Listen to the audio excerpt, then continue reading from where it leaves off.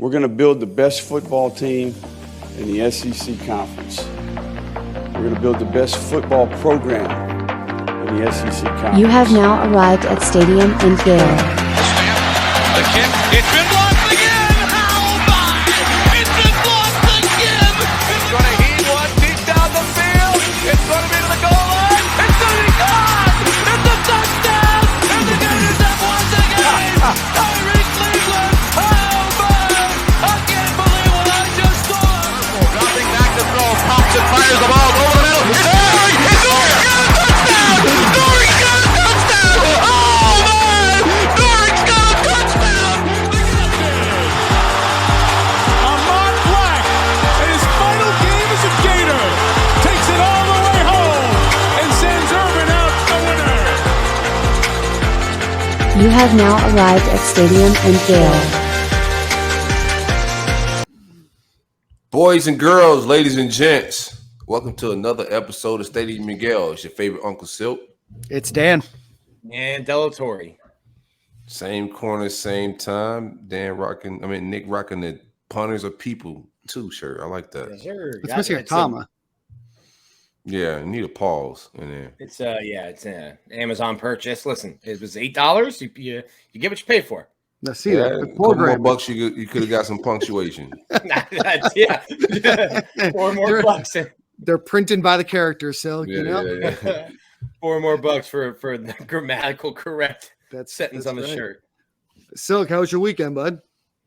Not too bad, man. A lot of relaxation. Not a whole lot of back and forth. Went to a friend of mine, not even a friend of mine, I guess a business friend of mine, somebody in the same business complex as me, had a birthday shindig over at the Cushhouse. So just kicked it up there. Some little rock and roll performances, different vibes. Celebrating with somebody every weekend is just like blessings, man. So just kicking it with some people. What you have going? Well, I was in New York City Wednesday, Thursday, Friday. I actually just left town right as everything was shutting down. New York City. Did the Home Alone 2 tour. Did the Rockettes, the music, Radio City Music Hall. Did the skating in Central Park. Did the Plaza Hotel. So it's not like a real. No, this tour. is like a You're Dan just hitting the Thompson. Like, spot. hey, Gotcha. yeah. What I remember from the movie. No, I mean, it did all the Christmas stuff. I mean, I've been wanting to go to New York City probably since that movie came out.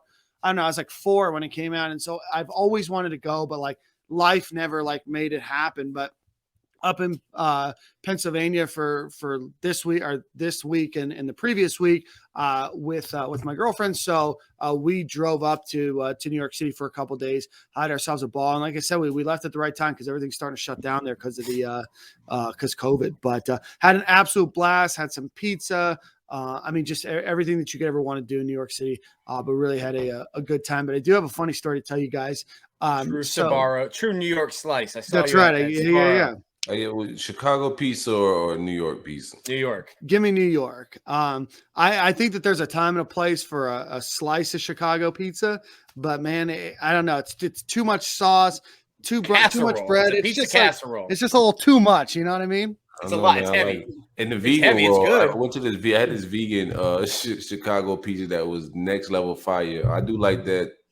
I had for the first time. I haven't had a real Chicago pizza, but that pizza was different. The deep dish, all the extra sauce. It's messy. It's not bad. It's time and a place for it. I just feel like you have to eat it with a fork and a knife, and a pizza that you have to eat with a fork and a knife is just not a pizza that I'm diving into first. But it is really good. But I do so in New York, some things are legalized and recreational there. So we walked into a store to get like a little lollipop.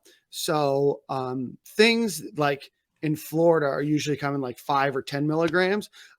This like lollipop on it like said 50 milligrams, but it was on the back. Let me tell you, the difference between 5 or 10 milligrams and 50 milligrams of something is staggeringly different. So that threw a little hiccup into the day on Wednesday. But other than that, had ourselves a grand time. Usually the uppage and milligrams work out great for me, man. That's just me personally. Nick, what about you, bud? And then we got some guests waiting for us.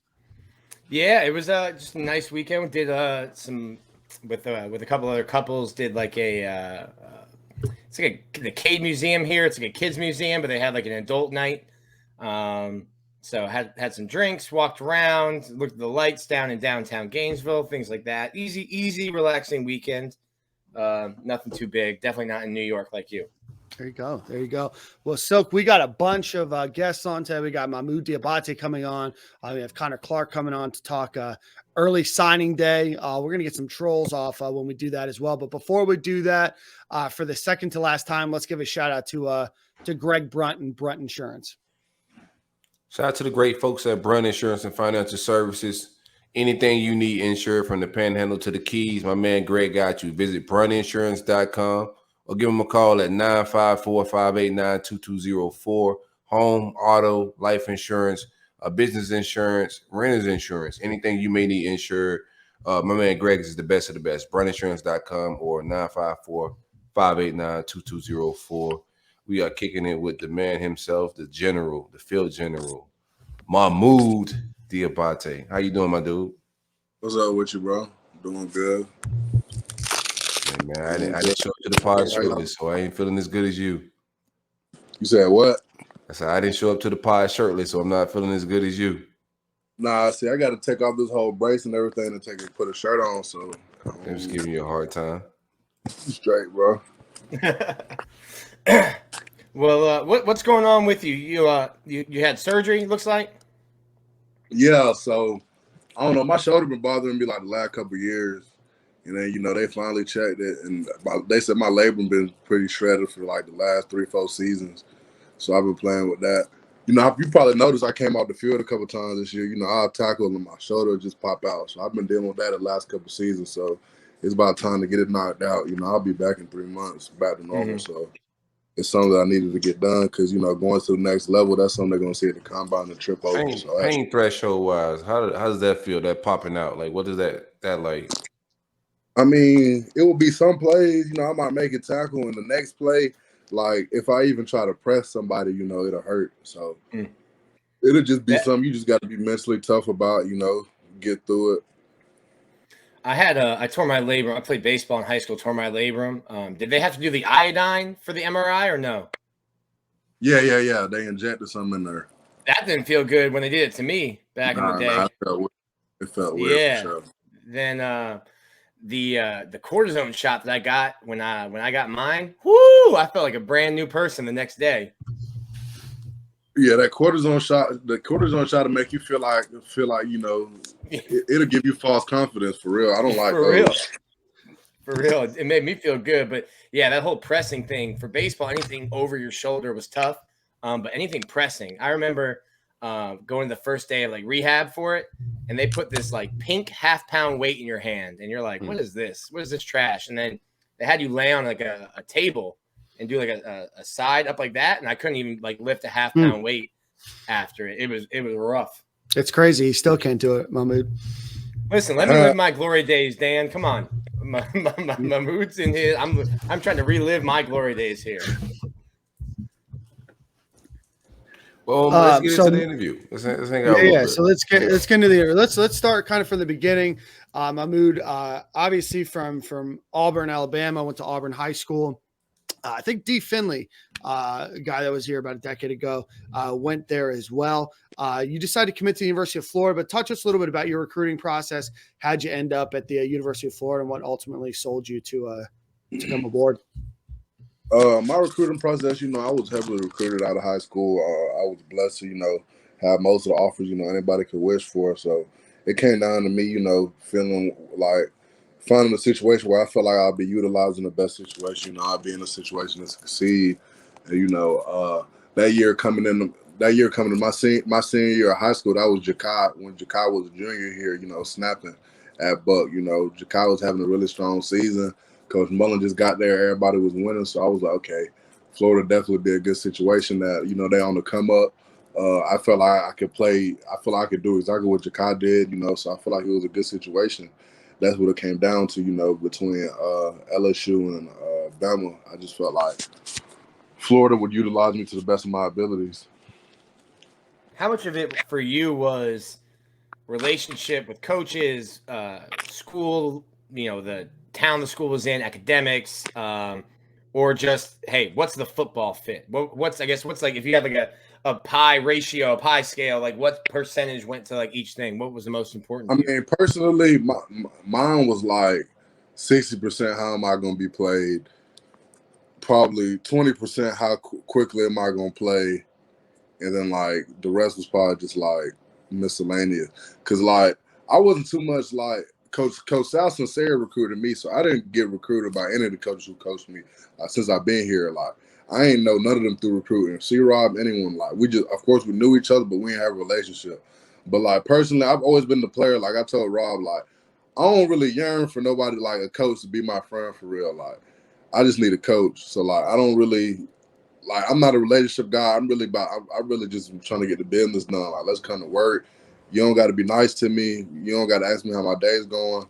Let's just get to work. You tell me how I need to get better, you know. But, you know, it's a lot of guys who don't work like that. There's a lot of people who need that relationship, you know. But personally, I feel like I got a strong support system, my dad and everything. So it's like I just need to be taught football personally. Mohamoud, how did you guys ultimately end up on what position you would play? I know you played a lot of defensive end. I know that there was a lot of, talk about whether you'd play, kind of true linebacker, that buck position, hands down defensive end. How did you guys ultimately land on, direction for you? Because obviously there's been some changes and pivots along the way in that regard as well. Definitely. I feel like after my freshman year, I came in early. I enrolled early. I was doing a good job, winning my reps, playing primarily buck. But, coming into the season, they realized, damn, we have Grenard, we have Moon. So they were like, okay, let's see if we can teach you something else. So I was like, okay, I'll learn the middle linebacker. But freshman year, Moon getting hurt, I was thrust back into that buck role. So just being a buck, that's naturally what I do, come off the edge, bend around the corner. That's something that's natural to me.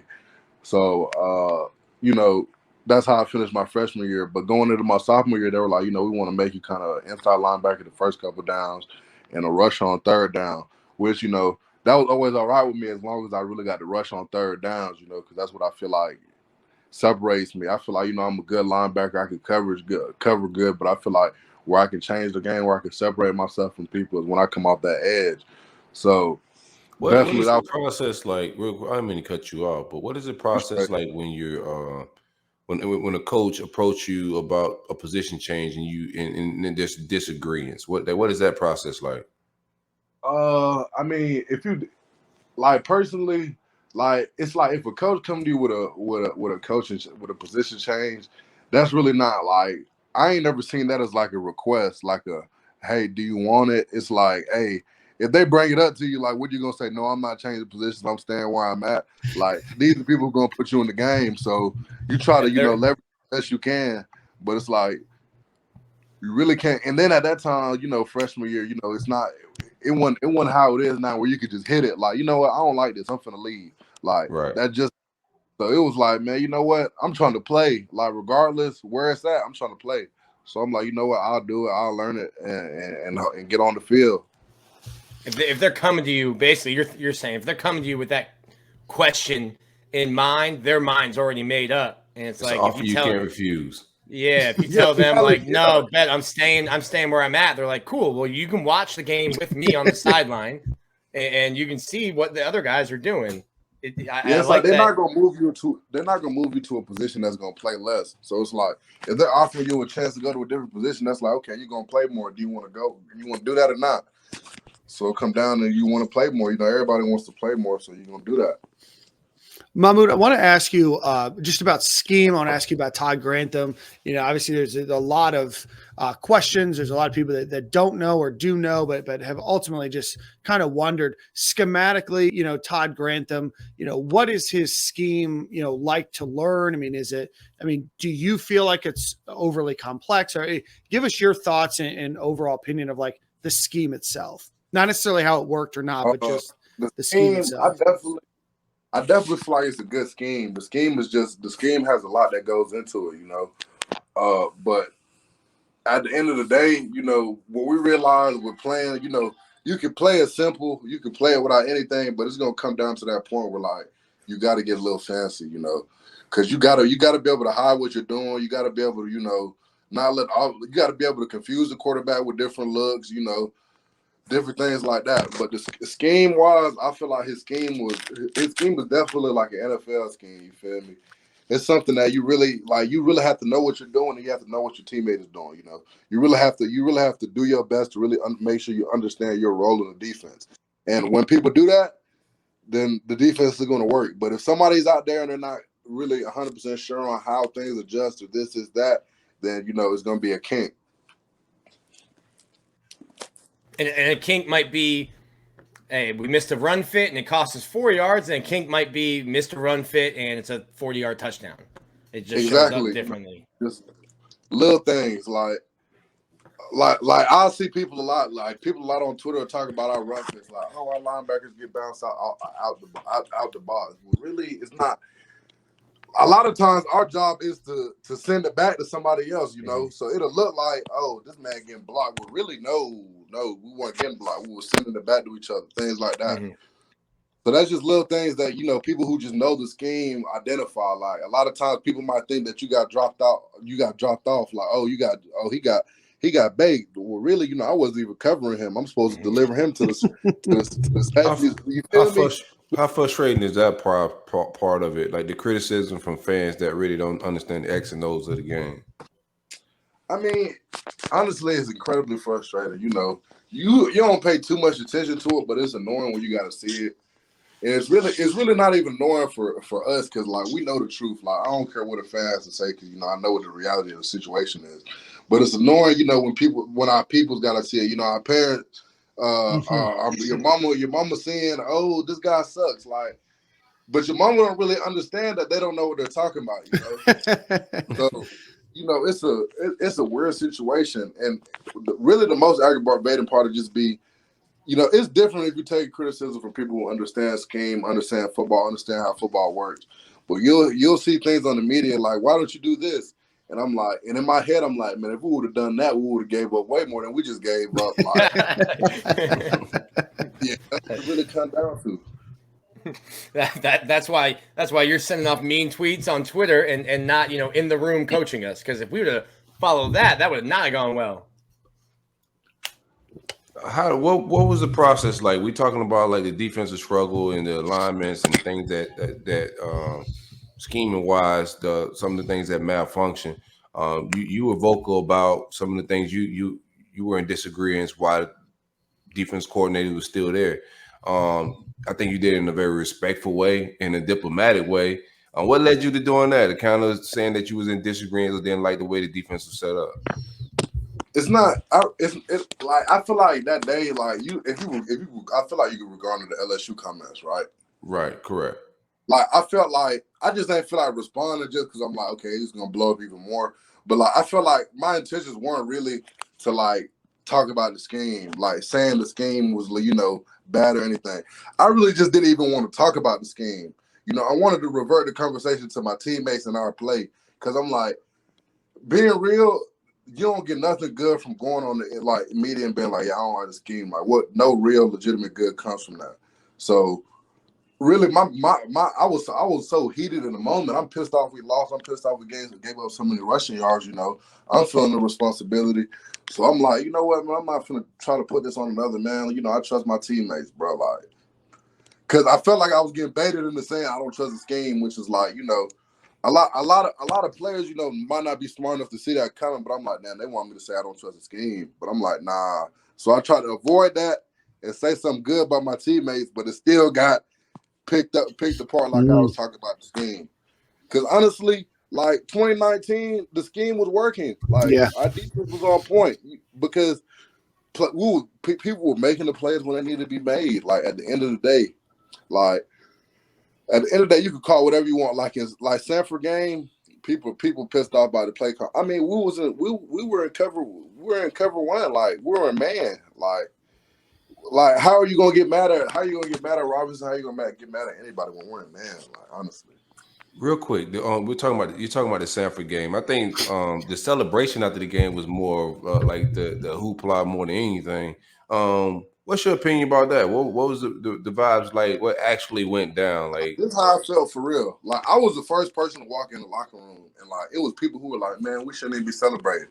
And I was telling them like, "Nah, we need to celebrate," because like. you look at it like people look at it like, man, y'all barely even won. Like, why y'all even happy? But people don't really think like, damn. Think about how many games in a row we lost. Like, you waking up every day feeling like shitty. Like, damn, we lost. Like, you pissed off every day. Every day you disappointed. You feel me? 3 weeks, 4 weeks. So that plays with your mentals. You know, everybody talking about Gators this, Gators that. So once you finally, even though it's not done in the style that you want, when you finally get that W, it's still a relief because it's like, damn, I ain't even felt this in a minute. We ain't felt that since what, Vandy? Like since homecoming, we're like, man, regardless, I'm still gonna be happy because we got a W with our brothers. Like, we still have fun out there. At the end of the day, like at that point, we weren't chasing the SC championship. At that point, we weren't chasing the national championship. So why not be happy and enjoy the moments that we made with each other? That's how we were feeling. I think that's what we said. You only get 12 opportunities guaranteed. And it had been a full month since the team had a game that finished that they could celebrate. I think the average fan got that. I think like it getting leaked on social media and making it look like I think like social media and perception is just more than what reality is. It made it look like it was a whole party in there. Right, so. Right. It looked like y'all was having a shindig, Mahmoud. Shindig. Nah, I ain't gonna lie. This really all it was. Like, Mullen came in there. Like, every time Mullen came in there, when he'll say something, they will cut on the music. So, you know, when we cut on the music, everybody getting hyped. So we might be getting hyped for like literally like a minute, then everybody taking their clothes off. Like, I'm going to the crib now. Like, so we're like, man, these people acting like we was popping fireworks. We were really just turned for like 2 minutes. They got caught on the web. We thought y'all had the good food that night. brought out the carving station and all. Yeah. So Mohamoud, next game, Dan Mullen, does get let go. Greg Knox takes over. You guys pull out a nice win against FSU. Billy Napier gets announced as head coach in the not too distant future. A lot transpires over the course of a couple weeks, and then to bring up the inevitable is you ended up putting your name in the transfer portal as well. Talk to us a little bit about what went through your head. That Sunday that you found out that Dan Mullen got fired to, ultimately now. When we figured out Coach Mullen got fired, we were disappointed, but we know how the business goes, We heard all the little murmurs going on. We knew, after the game was going on. We're disappointed, at the end of the day, that's all our coach, he invested time in all of us, He came out, made sure, whether the fans don't like him, whether people don't like him, he come out every day, late, stay late, he grinded, So it was like, damn, we felt like some type of way because, our coach is fired. But at the end of the day, we're like, okay, we still got to win this game. We got to do it for Knox, for real. When it came down to the portal, I was just like, man, with so many things changing, I got to be able to know what's best for me, the best situation, because I feel like this year need to be my last year. So I want to be in a position where I'm like, okay, I know where I'm gonna be used. I know what I'm gonna get. And I know what, and I can really understand what situation I'm gonna be in instead of just sitting here and just looking around and waiting. You feel me? Yeah. So I'm like, yeah, but meeting Coach Napier since he came in, great guy, and honestly, I feel like he's gonna have a whole lot of success at Florida. I know a lot of the fan base feels that way, and I feel the same way too. He's a guy who's about his business, and I met with him on several occasions. And it's definitely a chance I stay as a Gator, but I just had to, as a person who I consider myself a smart person, I have to be able to have clarity, and I want to go into this off season and this next season knowing that where I am is the best situation for myself, instead of second guessing oh, maybe I should have left. Oh man, oh no, I want to be sure before I do anything, And on top of that, I'm recovering from a surgery, so I got time.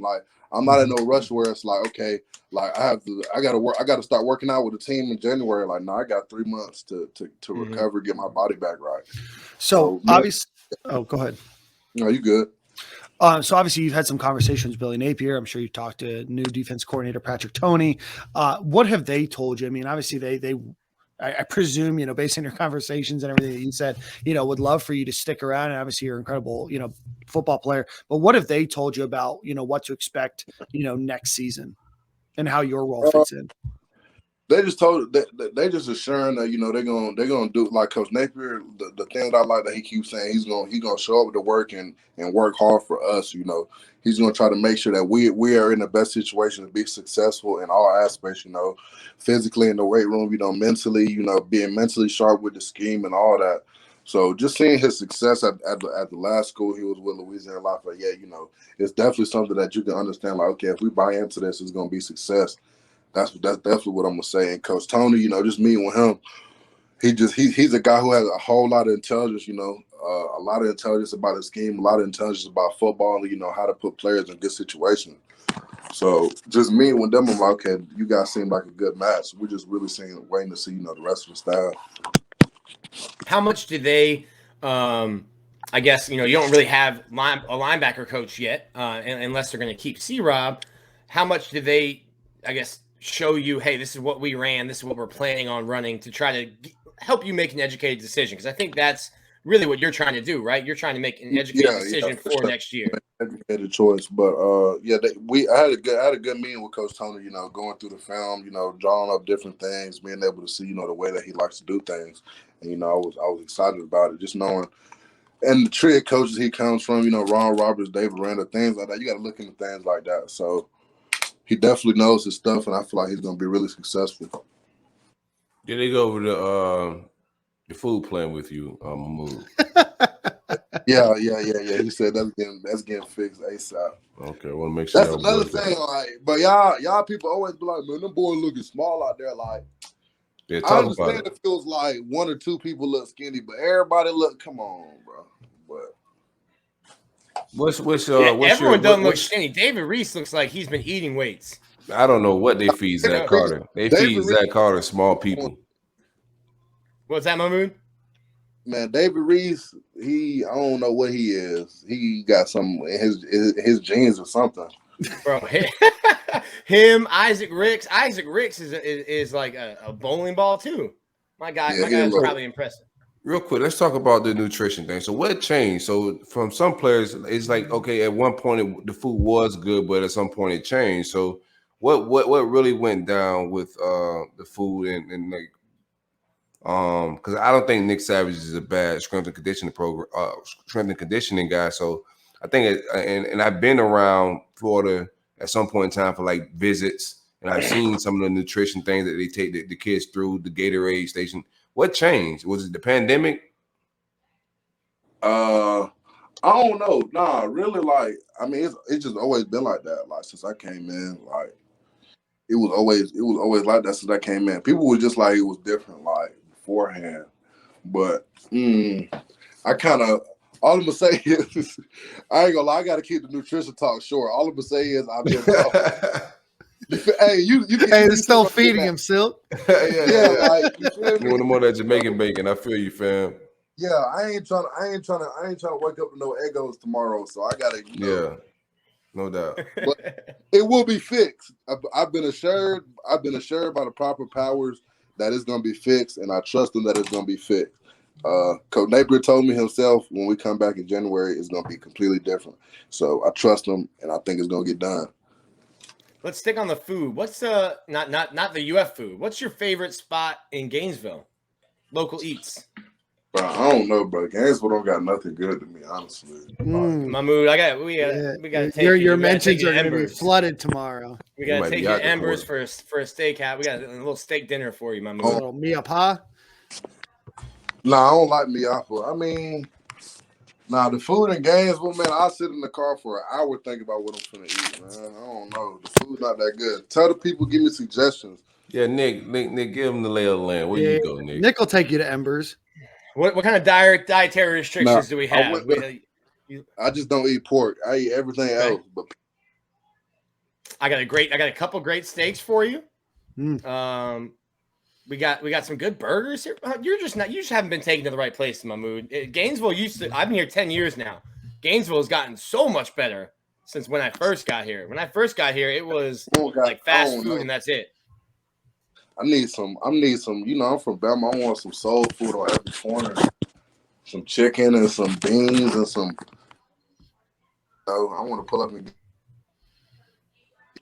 Florida.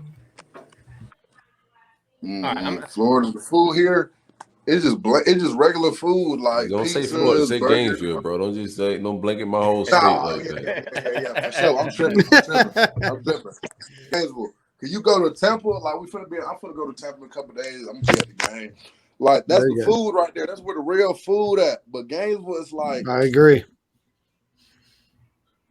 We might have to get you like just outside the city limits for that soul food. I need to talk to some of my ACR friends and see where we can get some like. You don't know what good soul food at, Nick, huh? You like, let me call my friends. Yeah.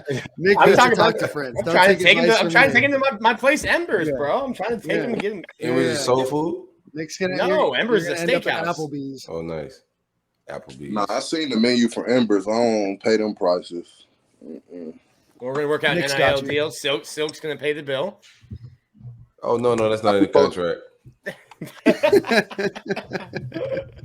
Now it's definitely supposed to be a little Embers NIL for all the players. Like, see, Gainesville got to get him. Gainesville got to get involved, get in groove with the NIL. They got to get deeper. Talk about it. What do you mean by deeper? What do you need? What needs to happen? What are you hearing on the fronts of other campuses? Man, I'm hearing on the fronts of other campuses the dealership's getting right. But there's another thing that I'm told going to change soon. But Gator Nation got to know. Just like the Gator Collective's trying to kick it off, but we need like more people. But other schools, like Ohio State, them boys getting whips.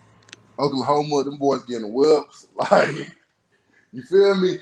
The center, this boy plays center from Iowa, just gave away 30 racks. So if I sit down and think, like, okay, if he gave away 30 racks, I wonder how much he got just sitting there.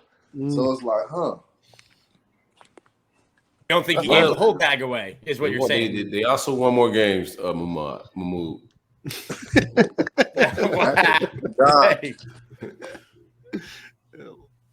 Oh, bro, you're wrong for that one. So Mahmoud, obviously with your name in the transfer portal, you're obviously able to talk to schools. Do you want to mention any of those schools? And if not, I got a follow-up question anyway. I mean, I don't really want to mention those schools specifically. Okay. What are they telling you? I mean, is a lot of just like kind of what you want to hear about the scheme and how you fit into that? Are they bringing in like NIL and things of that nature into the conversation, or? No, they really they just going to bat with the scheme and where I can fit, what I can do. Luckily, I've been blessed to have put some good seasons on tape, so I've had a lot of interest, but they just been hammered, where they're gonna put me and where I can fit and how they could get me better. That's basically what it comes down to, and that's what I'm interested in. Where am I gonna play? What position? What am I gonna do on third down? That's the most important down to me. Third down. What are we doing? So how does it work? Sorry, Nick, to cut you off there. How does it work? So you put your name in the portal. Obviously, I'm sure there's paperwork and everything else, but how does it go from there? You then just schools are just allowed to contact you, or how does being in the transfer portal work as being a player in the transfer portal? I mean, like when I want to put my name in there, by the time I was downstairs, I was already getting texts. Like it happened quick. Geez. Yeah, like I give you one school because that's probably an obvious one, Auburn. Like by the time I got even to my car, like my high school coach was calling me. He was like, "Yeah, Auburn said come." Like they were like, they want you to come tomorrow. I'm like, damn, hold up, but yeah, it moves quick. Once you go up there and tell them you want to put your name in the portal, it moves pretty quick. It's something that it doesn't take much time. By the time that news report came out, it's not like it was hidden for like a week. Like I had just got home and the news was already out like that quick. What goes in your mind to get to that point where you're like, hey, I'm gonna put myself in the portal? How long was that process for you? How long you've been debating it, thinking about it? And then obviously the way that the portal is, it doesn't mean you can't come back. And you've mentioned that, that you might come back to Florida. So I guess what was the decision process for you just to, hey, I need to explore options and see what's best for me? And where are you going to do that regardless of the coaching change? Yeah, that was that was.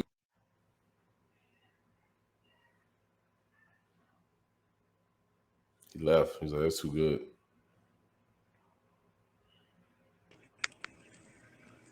dropped you for a second. You're back. Oh yeah. I said that was a good question. Like I was gonna do it regardless of the coaching change. I would say, yeah, it was definitely something that was gonna be done regardless of the coaching change.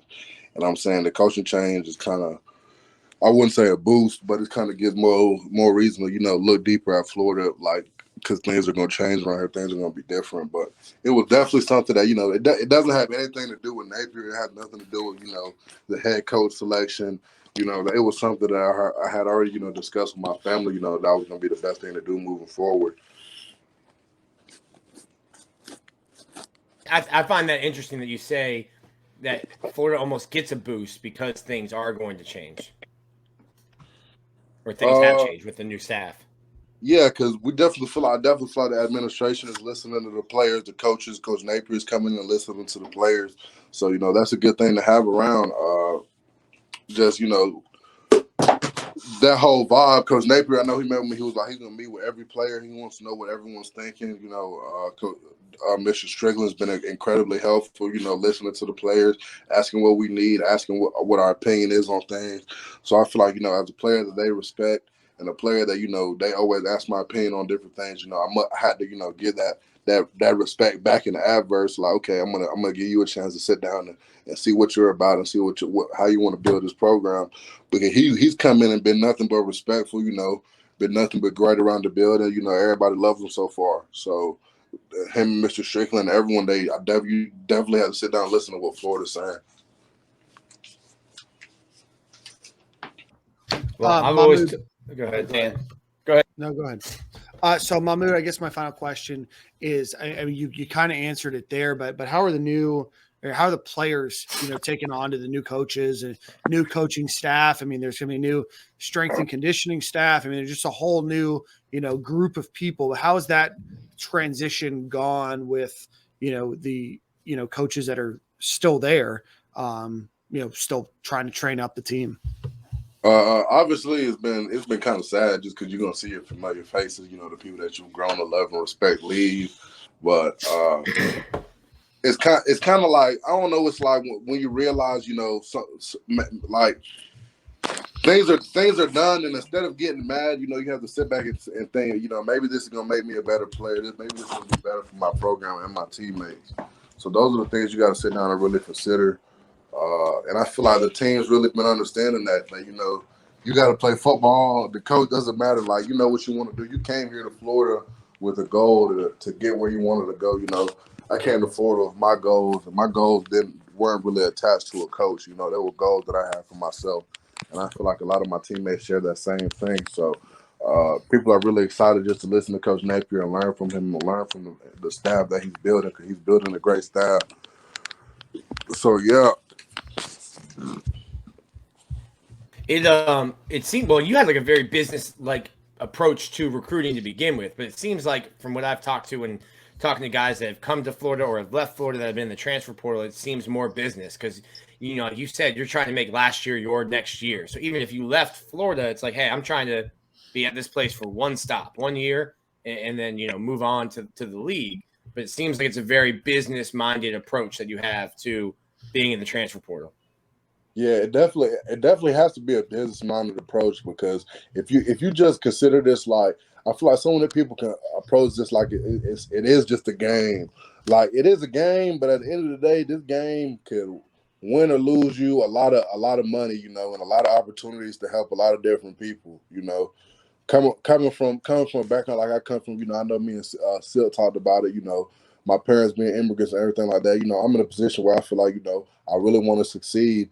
And, I have to make sure that I'm in that situation to succeed to the max of my potential, because, I feel like it's been a long road. So, you want to see it through. I don't know what else I want to. Of course, I'm smart. I have different abilities, but I don't really know what else I want to do with this football thing. So I want to be able to look back at it when I'm y'all's age, look back at it and be like, I made the best decisions to make sure that I was going to be straight. You feel me?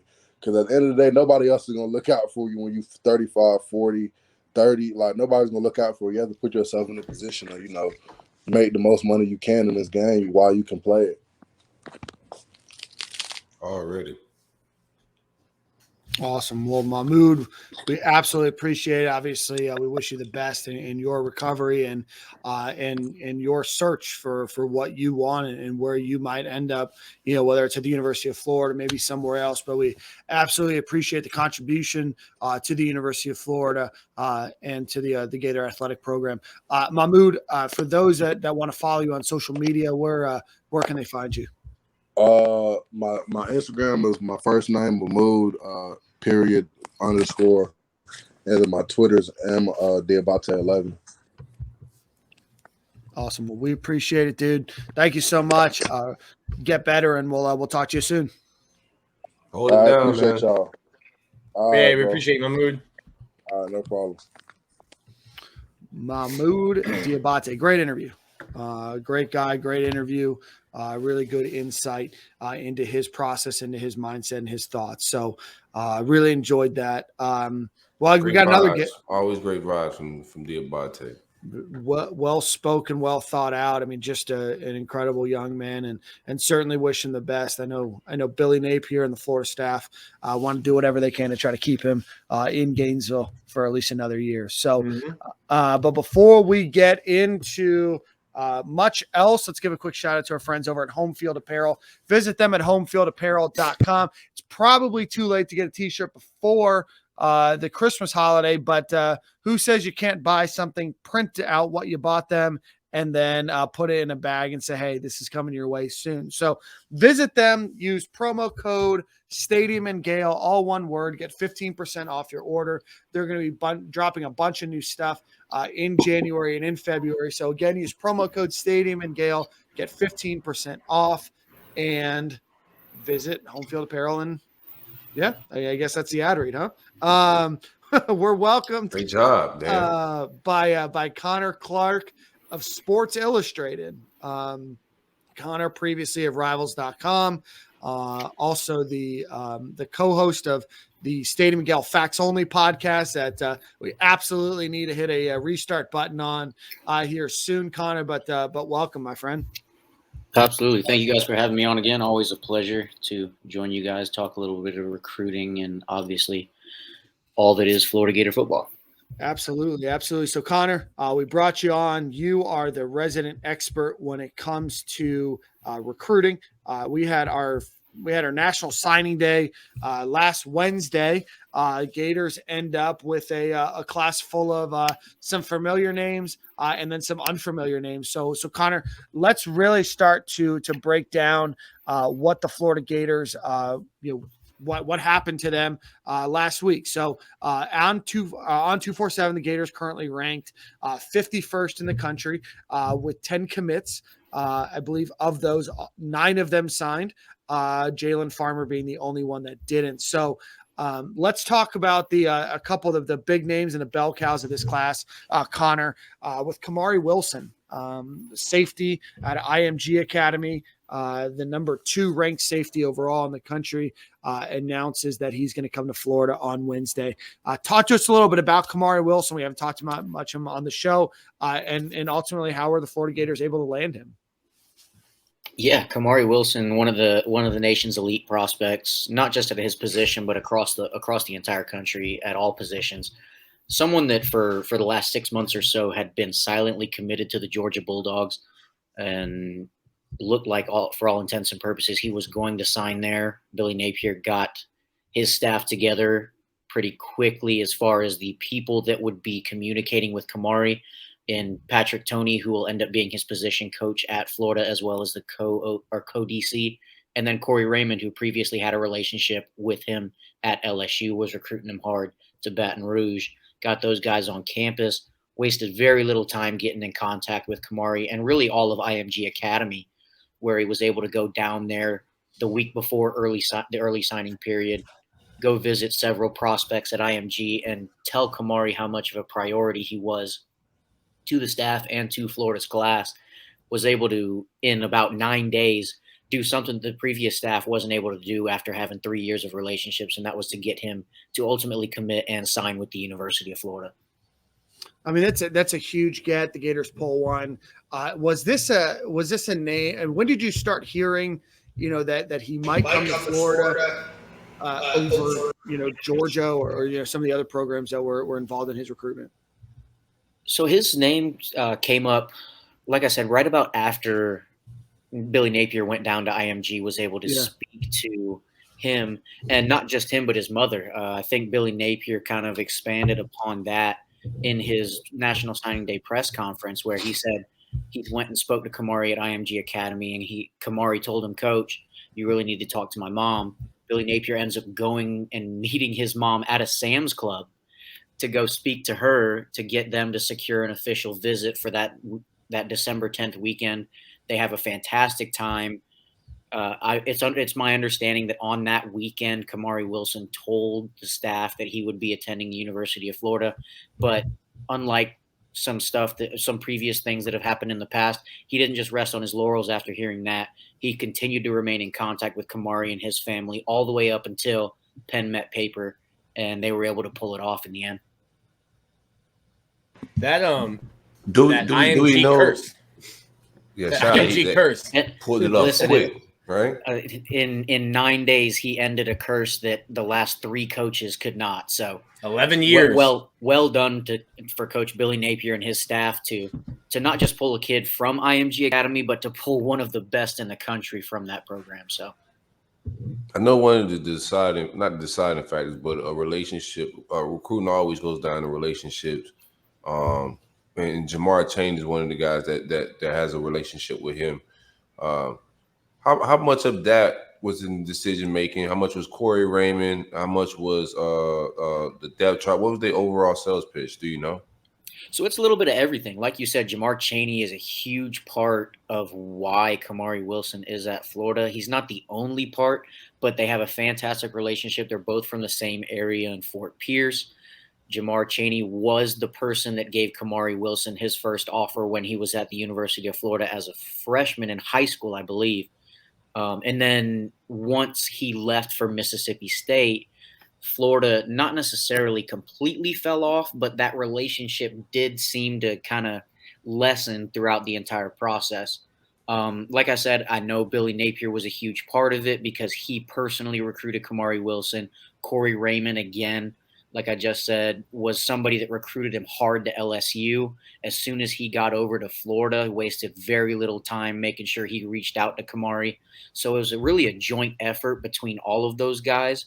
But Chaney is a big part of that, and not just because of that long-standing relationship, but because they have that familiarity, and they're from the same neighborhood, essentially.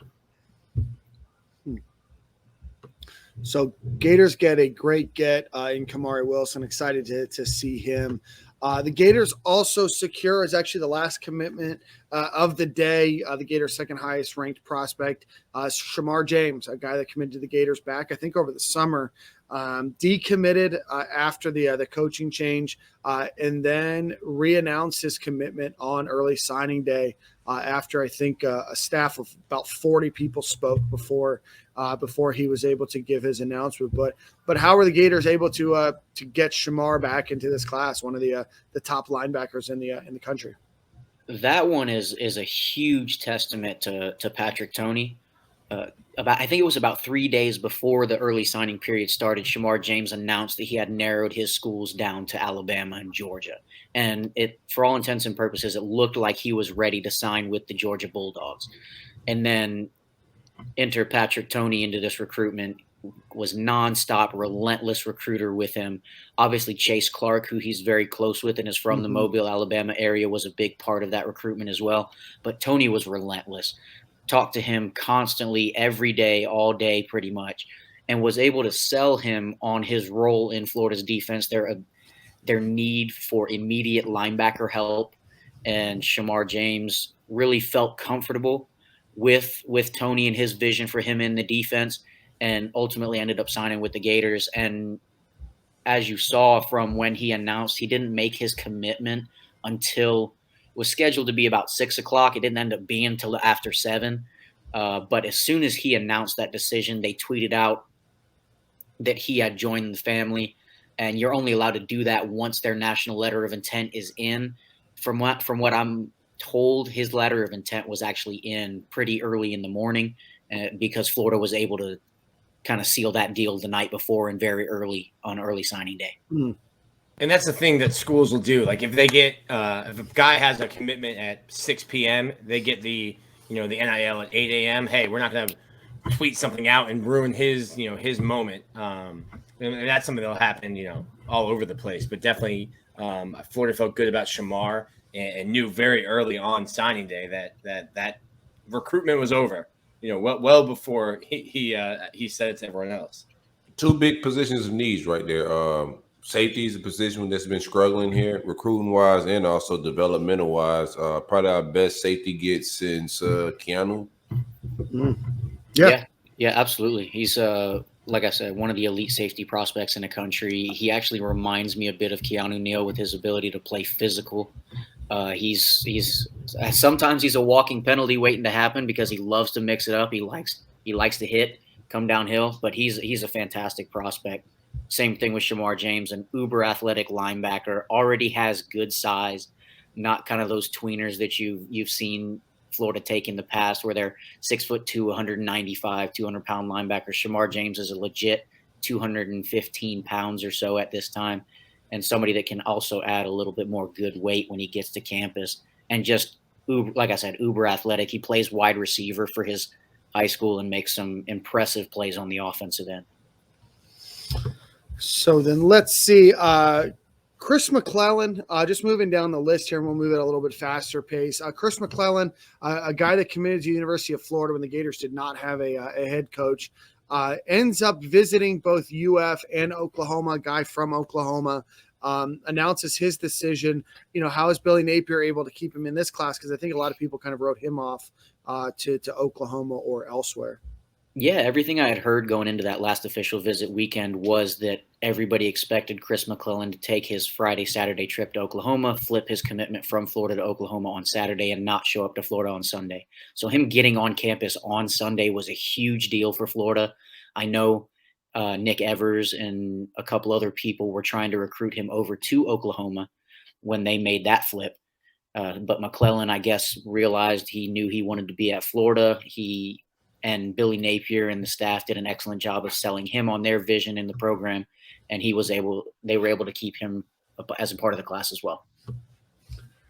Perfect. And then the last big name that I want to go over, Devon Moore, was the Gators' first big announcement on early signing day, announced at about 7:30, 7:45. Devon Moore on 247 is a 4-star, ranked as the number 21 overall safety in the country, 251st overall in the country.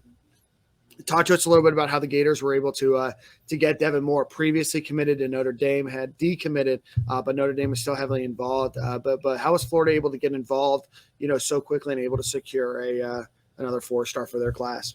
Yeah, another one of those kids where you can't really stress how impressive that Billy Napier and his staff's job was. 9 days is how long they had to build this relationship. They didn't know Devon Moore before they got on campus at Florida, didn't recruit him at Louisiana.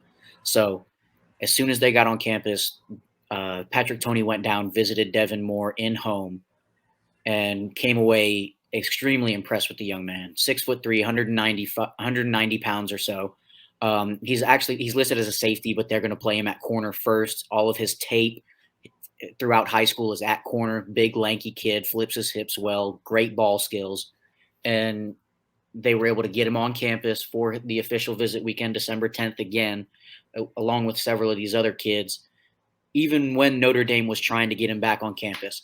So Notre Dame, he decommitted when Brian Kelly left, but the staff did not change other than that. Marcus Freeman was named the head coach. They kept all of the staff the same. So for them to be able to essentially flip Devon Moore when nothing really changed from Notre Dame's perspective. And then Devon Moore previously under the old staff was the number 1 DB on their board from what I was told.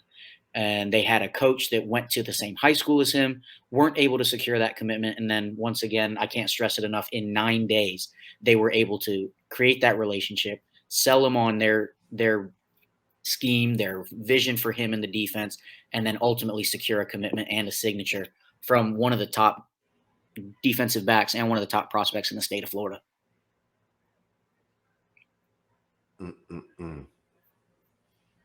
What Dan, you muted. Oh, Dan.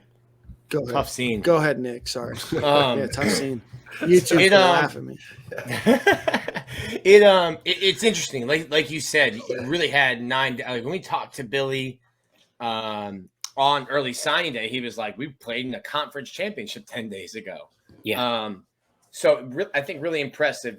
I told the guys before, I was like, "Yo, the 2022 class is a wash. Like just chalk that up to a loss. Hit the transfer portal, make it a year. 5 stars." Yeah, that's nuts. Nick lied again. Yeah. Even he said that in his introductory press conference. He said, "Listen, you need to be patient.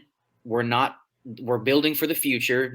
We're not going to rush this." That's like he's a smart guy. You gotta set the expectations low. Yeah, he wanted to lull everybody to sleep a little bit, and I think knowing that he had a plan for early signing day. Now the goal has always been to get this class kind of filled out in February and not in December.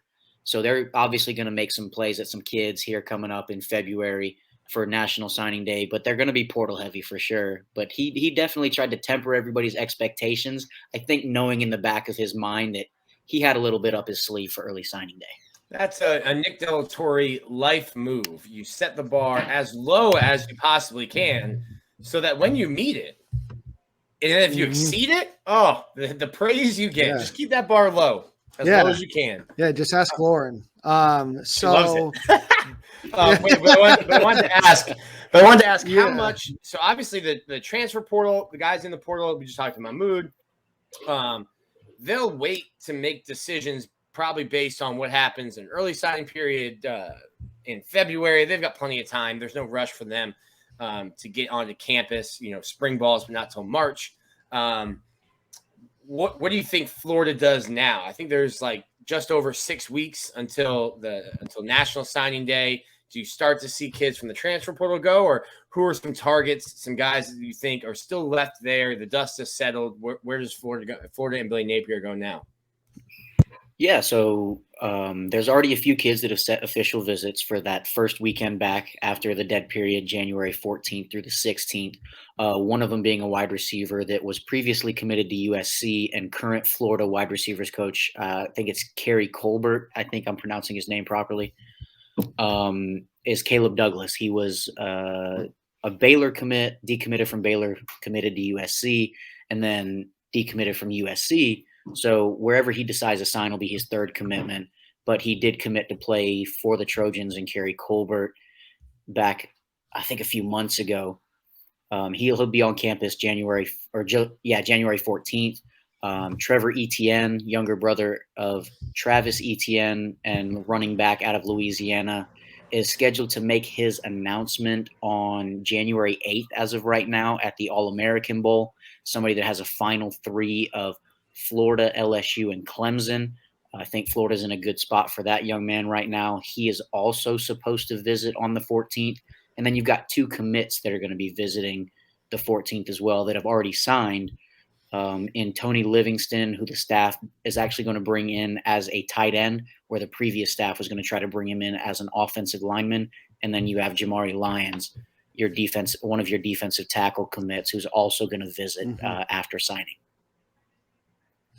Connor, I do want to talk about a guy that announced his commitment to Florida, Christian Williams. Wait, hold on. The last staff wanted Livingston to play offensive line? Yeah, yes. You know that? Last staff was they said they were recruiting him as a jumbo athlete, quote unquote, but they wanted him to play offensive tackle. They like tweeners. He weighed 235 when he showed up to campus when Billy saw him.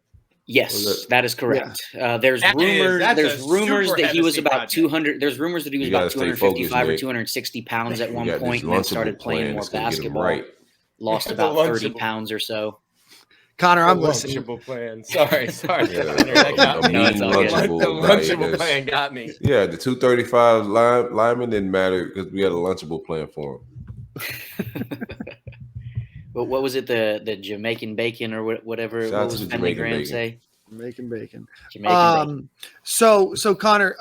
So obviously Livingston was a guy that plays tight end, talked to him about being on the offensive line. Is a guy that is, as far as I know, is a really good basketball player too. So I know a lot of people were talking about how much weight he lost there, but I see him as a blocking tight end for sure. But the guy that I do want to talk about, a guy named Christian Williams from Missouri City, Texas, was committed to Billy Napier over at University of Louisiana. And Gators were able to grab him pretty early on. For those that aren't familiar with the name, or those that haven't really followed recruiting very much, what can they expect out of him? And what are you surprised that he was the only person that came over from that class? So I'm not really surprised. I think Billy is somebody that knows you can't take everybody over with you. He's shown that with his staff hires. He's shown that, and now he's shown that with his prospect evaluations. But when you look at Williams' film, he's a road grader. He's a big kid, about 6'5", 320 pounds. Really moves the line of scrimmage really well.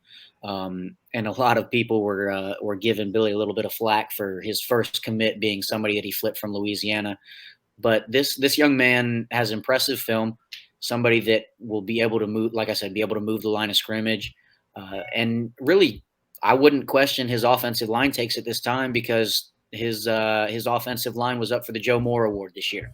So I wouldn't really question anything that has to do with offensive line at this time. Okay. All right.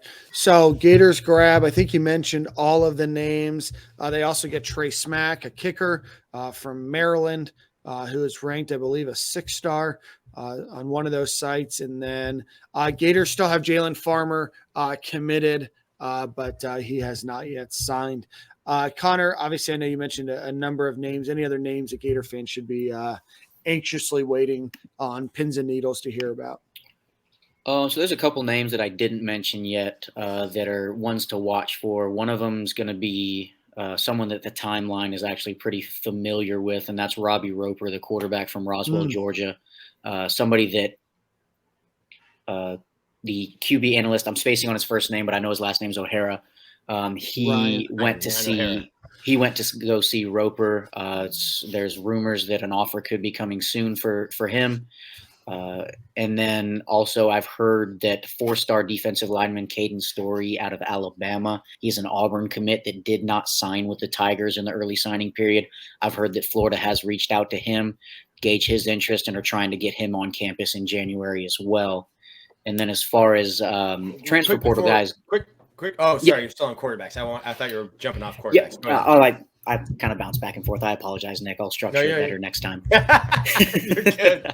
You're good, Hollywood. And then as far as transfer portal stuff goes, you've got Jack Miller, who is a quarterback from Ohio State, entered his name into the transfer portal at the end of November. Somebody that Florida looks like the odds-on favorite to land. If he does commit to Florida in the coming weeks, I would expect to see him on campus in January. What's y'all take on him? Jack Miller from the West Coast, third string at Ohio State. Recently got a DUI. Nine's in the portal. Man, Silk's all about it right here. Investigative media. I'm not mad at it. If that's a take, I think he's a take, especially with our quarterback room. I like it, so I just want to get you guys' opinion on it. Yeah, so I think was disrespectful to his 3rd grade teacher. Read that somewhere. I think all of that matters, man. It's a quarterback position, so like all of that matters. Character matters, man. For sure. As far as sheer numbers go, you definitely have to take a quarterback from the portal this year. You're getting ready to lose Emory after the Gasparilla Bowl.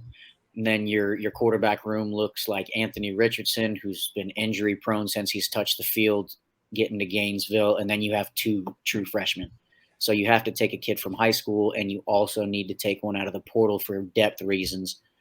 Jack Miller, former 4-star prospect, was good enough for Ohio State to take him out of high school. He's not super athletic, but he's mobile enough to extend the play. He's got a good arm, and somebody that if Ohio State was willing to take him, I think he's worth a flyer at Florida for depth reasons. It's going to be tough. So like Cameron Ward's like the big name right now. Probably after Ewers, however you say that. Probably after him was the biggest quarterback in the transfer portal. But if you've got someone like Anthony Richardson, who's coming to back up Anthony Richardson, I guess that would be the thought process. Like there's other places you can go and you can play right away, and you're not going to have to compete with Anthony Richardson. I don't think anybody's scared of Anthony Richardson like that. So if I'm Jack Miller, I think Jack Miller he could pull up and possibly play. It's interesting. I read a really cool story. I'm not saying he will, but if I'm Jack Miller, I haven't seen enough from Anthony Richardson to be like, yo, let me not go there because he spent more time in the training room than he did on the field in 2021. Read an interesting story on The Athletic. Opportunity there. Yeah. Miller's dad, who is also Jack Miller. Jack Miller is the third. His father, Jack Miller the second, or junior? I believe it's junior. Yeah. Of course, Dan knows how those things go. His dad grew up a Florida fan, and Tim Tebow was part of the reason why he ended up at Ohio State, because of the relationship with Urban Meyer and the staff that was up there at the time when he was being recruited. So that's just an interesting connection to Florida for the Millers. And I do believe they're originally from Fort Myers area and moved out to Arizona. Scottsdale, moved out to Scottsdale, which is where he went to school in high school. See, these guys came to A game tonight, Dan. Yeah, that's right. Came all prepared. Oh, Silk's got his progress report from 4th grade. No, just a DUI for like last year. He's just mentioning it, Nick. Okay. So Connor, Nick, you had a take on it was probably a good one on Cameron Ward. He's the QB from the University of Incarnate World, which here's a little fun fact. Ricky Williams was a coach there, I believe, for a little while. I don't think he's still there, but not going to look it up. But is Florida in contact with him, or does Florida have a chance at him? I don't think Florida has a legitimate shot. Like Nick kind of mentioned, when you're looking at a transfer portal quarterback, they're looking at the depth chart in some place that they can go. They're pretty much guaranteed they can go and start right away. And with a guy like Anthony Richardson on the roster still and seeing what he did last year, pretty much taking over as a starter at the end of the year, you're not going to get a lot of takers to come walk into that situation and possibly be the backup. I think he's from Houston too. So he's from Houston. Houston's a player, and also Ole Miss with Lane is a player in that situation. Yeah, he took a visit to. So Ward has an offer from Florida, but hasn't visited. He visited Oxford and Lane right before the dead period started. That'd be fun. Any good quarterback with Lane is fun football. Nick I need Nick to go cover Ole Miss for a year. Nick likes Lane Kiffin, man. Yeah, Nick is my guy. Find you a significant other that likes you as much as Nick likes Lane. I mean, it's perfect for clicks, bro. Like I get it. Yeah. So he's definitely a writer's dream. That's for sure. Yeah. I actually like I'm not like a normal writer. I actually like my team, so like, I just wanted clicks to be all right, but I actually got to cheer for these people as well. As I was looking at like the portal and kind of like trying to figure out where Florida needs some guys, I think running backs. Wait, do you have access to the portal? I don't. Can neither confirm nor deny that. Okay. So I think running backs. You went wired, Dan? Yeah. What's going on, Dan? CIA Dan over there. I think running back's a position. Obviously, Lorenzo Lingard and DeMarcus Bowman, both of them will be drafted. I think Lingard already is, but they'll both be draft eligible after next season. And then I don't know how much depth you have there. A guy like Zach Evans. I'm blanking on the guy from Georgia Tech's name. Jahmyr Gibbs. And then another someone from the high school ranks. I think Florida needs to kind of re-up there. At that position. Man, what about the offensive line? All that sounds fun and dandy, but I think where they're running behind. That's the tough part. Yeah, they've got what 3 offensive line commits right now. 2 of them signed. But when you look at the high school ranks right now, any offensive line that's worth their salt is already signed, and offensive line is really the position in the portal that doesn't fill up.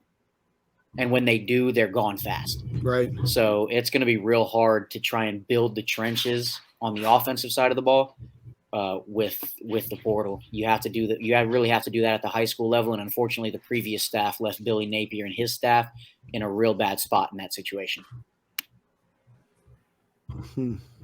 That's wild. Tony Livingston was going to be a 6-year senior, just finally pushing 300. That's crazy. Maybe. All right. So Connor, we've got a dead period right now that's going to take us through the holidays. We're going to have on-campus visits. We have 3 or 4 weekends of on-campus visits before National Signing Day. Obviously, you have a whole slew of opportunities in the transfer portal as well. If you were a betting man, if you were a soothsayer, if you were all of these things, where do you have Florida in terms of number of high school prospects that they're going to be bringing in? Sitting at 10 right now. You're talking about number of players? Yeah. Okay. I didn't know if you meant like class rank or if you were talking about number of prospects. Oh, no. I mean, I don't. There's too many variables to decide that right now. And I don't like what the number that you would have to say is. Sitting at 10 prospects committed, 9 signed, I would say you're probably looking at about 16 to 17 on the top level of number of players signed with Florida, I think. Billy Napier was very straightforward that they're not going to sign kids just to sign them to fill roster spots. They're going to get guys that they think fit the system, fit their scheme, and fit what they want in their culture around the program, and they're not going to force any kind of signing. So I think they'll be very selective. They'll probably sign 6, 7 more players, and then they'll look to address other needs in the transfer portal as they can. Awesome. Nick, Silk, any more questions? And then that we'll let Connor go. Were you surprised at all with early signing period? When I heard the names kind of pop up a couple of days before the actual early signing period, and then kind of really the smoke really heat up the night before, which it always does right before signing day, kind of caught me by surprise that they were able to really close on some of those higher name prospects. The Devon Moore one didn't really surprise me. We all kind of saw that coming when he spurned Notre Dame to go on that Florida official visit the last weekend. But the Kamari Wilson and Shamar James ones were definitely surprising when I first heard them. But that was, like I said, I can't preach enough the testament to how well they did creating relationships and getting these kids on campus in a 9-day time period. As a Florida fan, you've got to be extremely excited about that. They're able to land 3 blue chip prospects on 9 days relationship. It seems like the potential for year-long relationships, 2-year-long relationships, 3-year-long relationships could lead to some of the best classes Florida's seen in the last 10 years if they continue this track record or trajectory. I love it. Well, Hollywood, remind everybody where they can follow you on Twitter. All right, CIA Dan, I will do that. Yeah, why don't you tell us, Dan? Dan probably has my social security number in his back pocket. I don't know. And I got your progress report. He knows the one bad word I said to my 2nd grade teacher. That's right. But yeah, so no, my Twitter, CJ_Clark1. I write now for SI All Gators, working with Zach Goodall, Brandon Carroll, Demetrius Harvey, all those guys. It's been great working with them for the last few months. And that's about it. I appreciate you guys having me on, and it's a fun time to write about the Gators again. No doubt. It's a fun time to talk about them too, man. Appreciate you, bro. Absolutely, guys. We'll talk to you soon, dude. Yes, sir. Thanks, Hollywood. CIA Dan already changed it. He's on the case. We got Dan frozen. He might be back in Tampa. It doesn't look like he's back in Tampa if you're watching on YouTube, but I thought he's gazing. I thought he's frozen. He's just staring at Connor. Oh man. So what you got going on for the holidays? What are the holiday plans? I'm going up to Atlanta, man. Shout out to right. great folks in the ATL. My brother's up there. He's stationed. He's been on the other side of the world on the West Coast, probably the last like 8 years. So this is his first time back on the East Coast. He's in Atlanta now. So my sister's gonna meet up there, her and her family, and then I'm gonna drive up with my family, and we're gonna meet up at my brother's crib and hang out up until New Year's. How many people you got there then? My family, I have 2 kids, so it's 4 here. My sister has 1 child, so it's just 3 there. Welcome back, Daniel. Sorry, the whole internet just shut off. There we go. We're back. Yeah, We're back bro. cooking with gasoline. We're talking holiday plans, Dan. Holiday Yeah, plans. you gotta get better hotspots. That's right. And then my brother has 2 kids, so that's 4 there as well. It's not a huge, not huge situation. Dan, you're going to be back home, South Florida? No. I'll be in Pennsylvania until Sunday. You still on your girls tour or world tour? Yeah, world tour. Okay. No tour day. Northeast Pennsylvania. Shout out to Drizzy there. Dan's gone again. Froze again. There's Dan's gone again. But shout out to Drizzy. Is that a world tour or your girls tour? Your world tour is your girl tour, man. Yeah, we gotta get Dan. Be using like public library. Dan's Wi-Fi. Dan's got his library card. Like this is egregious Wi-Fi and internet service. We run a professional outfit here, Dan. No, that's Pennsylvania. It's one of the flyover states, and they're just figuring out how to do Wi-Fi. He had the Motel 5. The 6th is the Wi-Fi, and that's why he doesn't have it. That's nuts. Oh man, this whole thing's nuts. All right, so I'm back. How to change some things up here. Okay, I am. I'm like Dan. My parents are in Colorado. They're skiing right now. Dad's a crazy person. That's what they said they're doing in Colorado, huh? Dad's got a new hip. Yeah, Dad's got a new hip, so he wanted to try it out skiing. Yeah. You got a injury, huh? Yeah. He's in Colorado with an injury. Yeah, it's amazing how that works. Yeah. So they're not even going to be back till Christmas Eve. So I'm doing first time Christmas not with the family, doing it with Lauren, my girlfriend. We're doing it with her family in Daytona. Nice. So I'll be in Tampa the 23rd. Very good. She works Christmas Eve, so then I'll be back in Gainesville and then driving to Daytona. Very good. Very good. Well, I'll be sorry. I don't know what happened with the internet here, so fixed it. But no, yeah. So be here in Northeast Pennsylvania, and my parents are going to be coming to Tampa when I get back for a couple days, and we'll bring in the new year. But this is my first time being away from the family for Christmas in a while, so it'll be good to be back with them.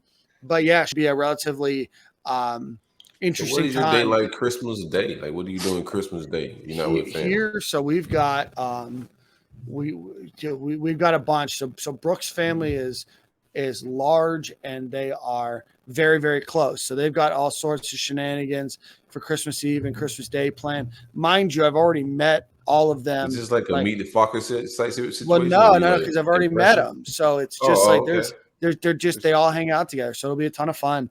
But they're crazy. They're loud. They talk over each other. It'll be nuts, But I gotta be on my best behavior.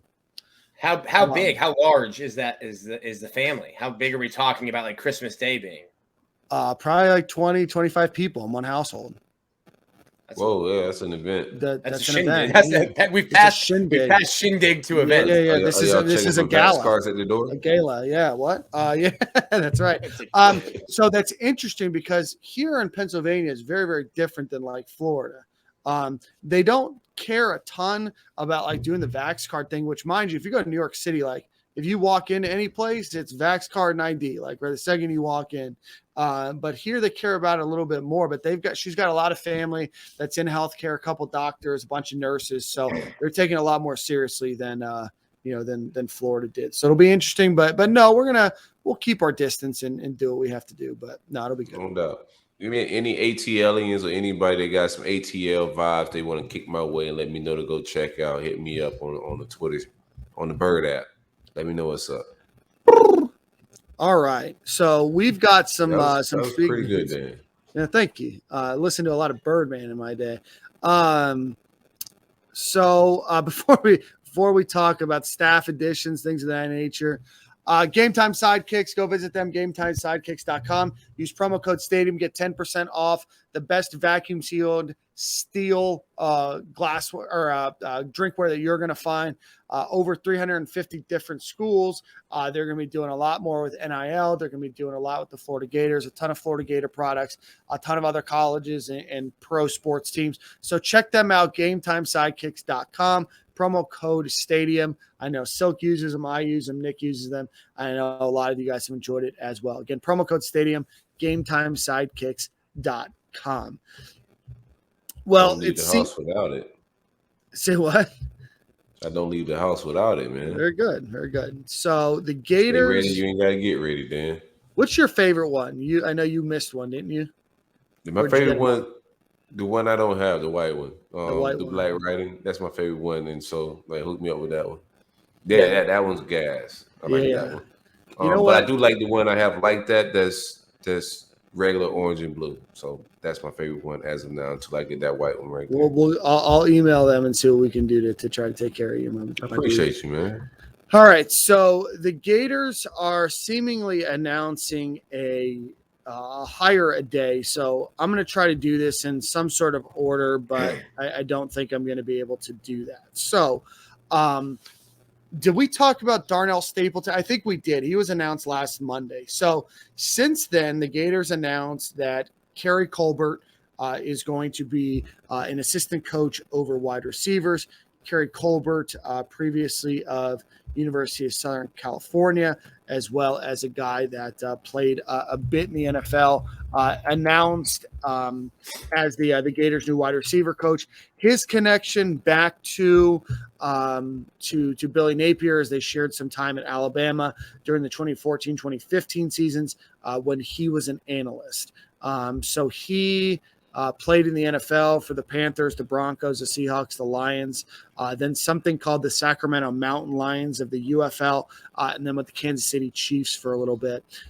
He was an assistant tight end coach at USC, then Georgia State, then an analyst at Alabama, went back to USC for 5 years, I guess, maybe 4 total years, coaching both as an analyst, a tight ends coach, and as a receivers coach. So, Silk, Nick, thoughts on Kerry Colbert, a name that we brought up? I didn't know too much about him, but a good friend of mine, Ryan Young, who used to cover Florida, he's been covering USC, spoke very highly of him. Seems like a guy that good at creating relationships, should be a decent recruiter for Florida. I think a good hire. There's got to be a mix. I know everyone, especially, after the way recruiting had been going, I think everyone was kind of like, get recruiters on the staff. And it was like, all right, well, like Ron Zook and his staff were really good at recruiting, and they didn't win a ton of ball games.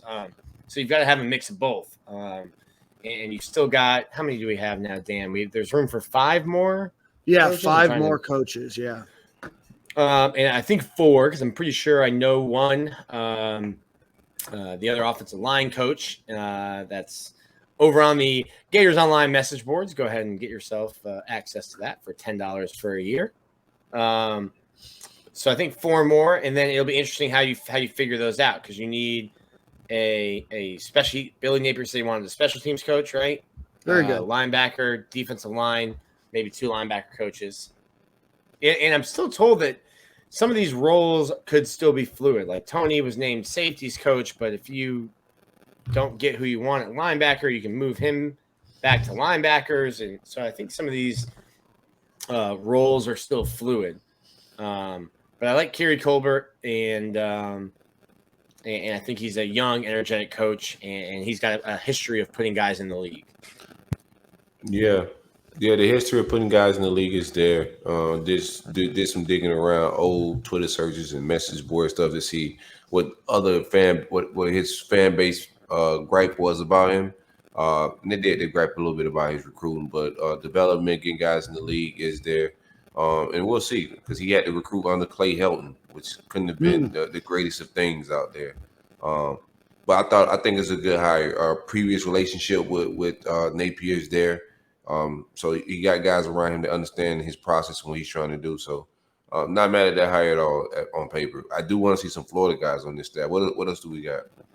Yeah, no, that's it. You're right. So just to mention a couple of the guys, Drake London, a guy that was Pac-12 Offensive Player of the Year, first team All-American for Pro Football Focus, I guess third team on AP, if you want to consider that. Amon St. Ra, who plays on the Lions right now, he recruited him over to USC, or was an elite. Amon Ross St. Brown, was involved in his recruitment with the Lions. Had a great game yesterday. So has had a lot of guys, put a lot of guys in the NFL. Again, Silk, I think you make a great point, though, about, recruiting under a guy like Clay Helton, and what that could mean. He was a guy that, for the last couple of years, people I think have wanted fired. And I think it was always surprising every time and every day that went by that he wasn't. So, be interesting to see him. Like you said, Nick, the 5 spots open. We probably are waiting on 4. We talked about it on this show 2 weeks ago, and then last week about Tosh Lapoy. Didn't see that happening. Looks like he might go to Oregon, but I was told for a number of reasons that he wasn't going to be coming to Florida. I do think that he needs to tap into the Florida pipelines at least a little bit, at least guys that have recruited well in the state of Florida to develop those relationships, because you can have a great team of recruiters, but if they spend a year or two really learning the landscape, you've put yourself at least a handicap, no matter how good you are. For sure. And that'll be interesting, because I'm not expecting Tosh at Florida. I think we're not expecting Juwan Sider anymore. Those are 2 guys who had ties in the state. Tosh, obviously Juwan being from the state, and then Tosh recruiting the state really well when he was at Alabama. So you've got I think you need some people there. And listen, like Billy obviously went down and maybe the IMG isn't a great example, because no one's from Bradenton that goes to IMG. Mm-hmm. But you're going to build those inroads. What are we still into like an old way of thinking though? Like, I think I know from a relationship, you want the relationship, so you got Jamar Chaney on the off the field position that can get you into the locker rooms, know the locals. You want those guys off the field, but from like that's not what Bama's doing. Right. That's not what Georgia's doing. They run it from it seems like a more of a corporate situation of just hiring really good people that just can recruit. And I think it's just more of a global thing than it being such a regional thing now. Yeah, I don't. And maybe NIL changes it, and maybe the whole landscape of college has changed so much that maybe that needing guys that have those old ties down in Miami or down in. You do need. I understand that. I understand. Like, if you got it on the staff, you got to have it somewhere on your staff. You got to have the relationships of just like not a stranger walking into those hallways in South Florida. So you get a little tricky with off the field. He got 1 million off the field staffers. So I want to see like maybe some of those off the field staffers start turning into more Florida relationships. Okay. Yeah, no, I don't disagree. I think that using Alabama is a tough one to use just because of how successful they've been for so long, and they can truly recruit nationally a little bit differently than I think Florida can right now. But Georgia, peppered their Texas staff A&M. with a lot of. Well, Texas A&M has a lot of Texas ties, right? They're doing well recruiting across the country, but again, Jimbo won national championship. Texas A&M has had a ton of money, and. But the class they put together is sick. But I do think that you need to have a couple of relationships. But I do get your point that, in this day and age, you can have so many other different points of contact beyond just, those 9 or 10 guys that are on staff recruiting. I do totally understand that. And, and we're going to go over it here in a second. This is going to be a massive staff. Absolutely massive staff. And we're getting fast and loose with some of these We are. job titles. Yeah, and Nick. if you want to hear a differing opinion on that, check out Jaquez Green and Riedel Anthony. They've gone back and forth on the need for all of these positions and announcing all of them. So it's kind of funny for a different take. But Well, I've got. So we're gonna keep getting the news breaking like this. I've got a couple people that have told me that Billy wants to stay relevant and stay in the news because there really are. You're fighting an uphill battle with the relationships that these other coaches have had with kids for 2-3 years. You're new on the scene, and it's almost like the NFL has like a big event every single month of the off season, and it keeps the NFL. It keeps you talking about the NFL even during the off season. They're going to have like 29 new positions, and if I'm looking at the list right now. There are, in terms of off-field guys, there's Danos hockey, and then 1, 2, 3, 4, 5, 6, 7, 8, 9. So like there's like 20 more people, to be hired, announced, if not more. At a bare minimum, yeah. Yeah. So that'll carry us, one every other day, almost carry you straight to February. Cannot wait. Content for eons. Real quick, is there anybody out there like main staff wise? Is there any Florida connections out there that could be a possible hire? There's some fans kind of hovering over the name Charlie Partridge, as well as Miami fans. He kind of shot down some things today. Are there any other names out there with some Florida ties? I haven't heard any. Nick, I don't know if you have. I'll be honest with you, the knowledge of where this staff is going beyond, what Nick put on 3, or if you want to listen to our last podcast, we mentioned it as well for the other offensive line coach. I don't know who those other 4 are. There was a lot of conversation about Tosh Lapoy and Jawan Sider. Obviously, neither of those are likely to happen. So I don't know the connection to any of these other 4 names. Now, looking at some of the trees, I think that you can guess. But to be honest with you, Mike Peterson's a name I like. Yeah, Mike Peterson's a name. Just to throw that out there. It's been lobbed out there, but that's a guy that has Florida ties that would make a lot of sense on our staff.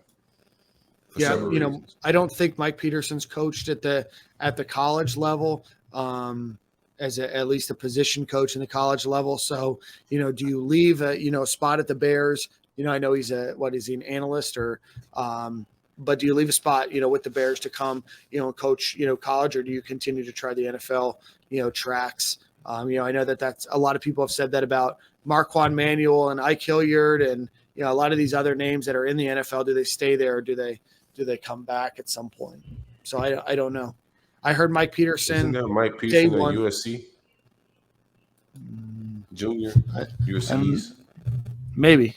I think that he was in the strength and conditioning staff, if I remember correctly. Nick, you might be able to fact check me there.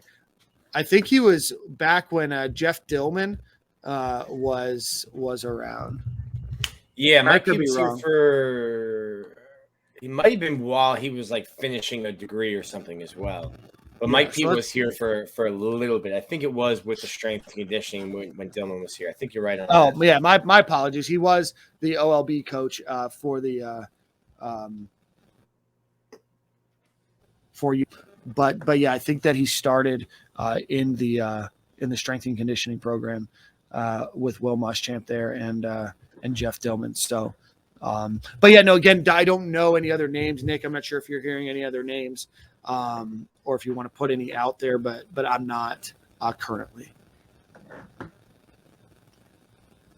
Nick is shaking his head. I know that this is an audio medium, but Nick is shaking his head. For those that are watching on YouTube. Nick came to podcast tonight, man. Hey, everybody. All right, so let's announce some of these other names. We're going to go through these a little quick. Joe Danos, I believe, is how you pronounce it. Oh, we do want to make a clarification. We called him Mark Hawk. It is actually Mark Hockey, which immediately makes him my favorite player our favorite coach on the coaching staff. But the Gators did announce another addition, Joe Danos, who's going to serve as the director of player athletic development.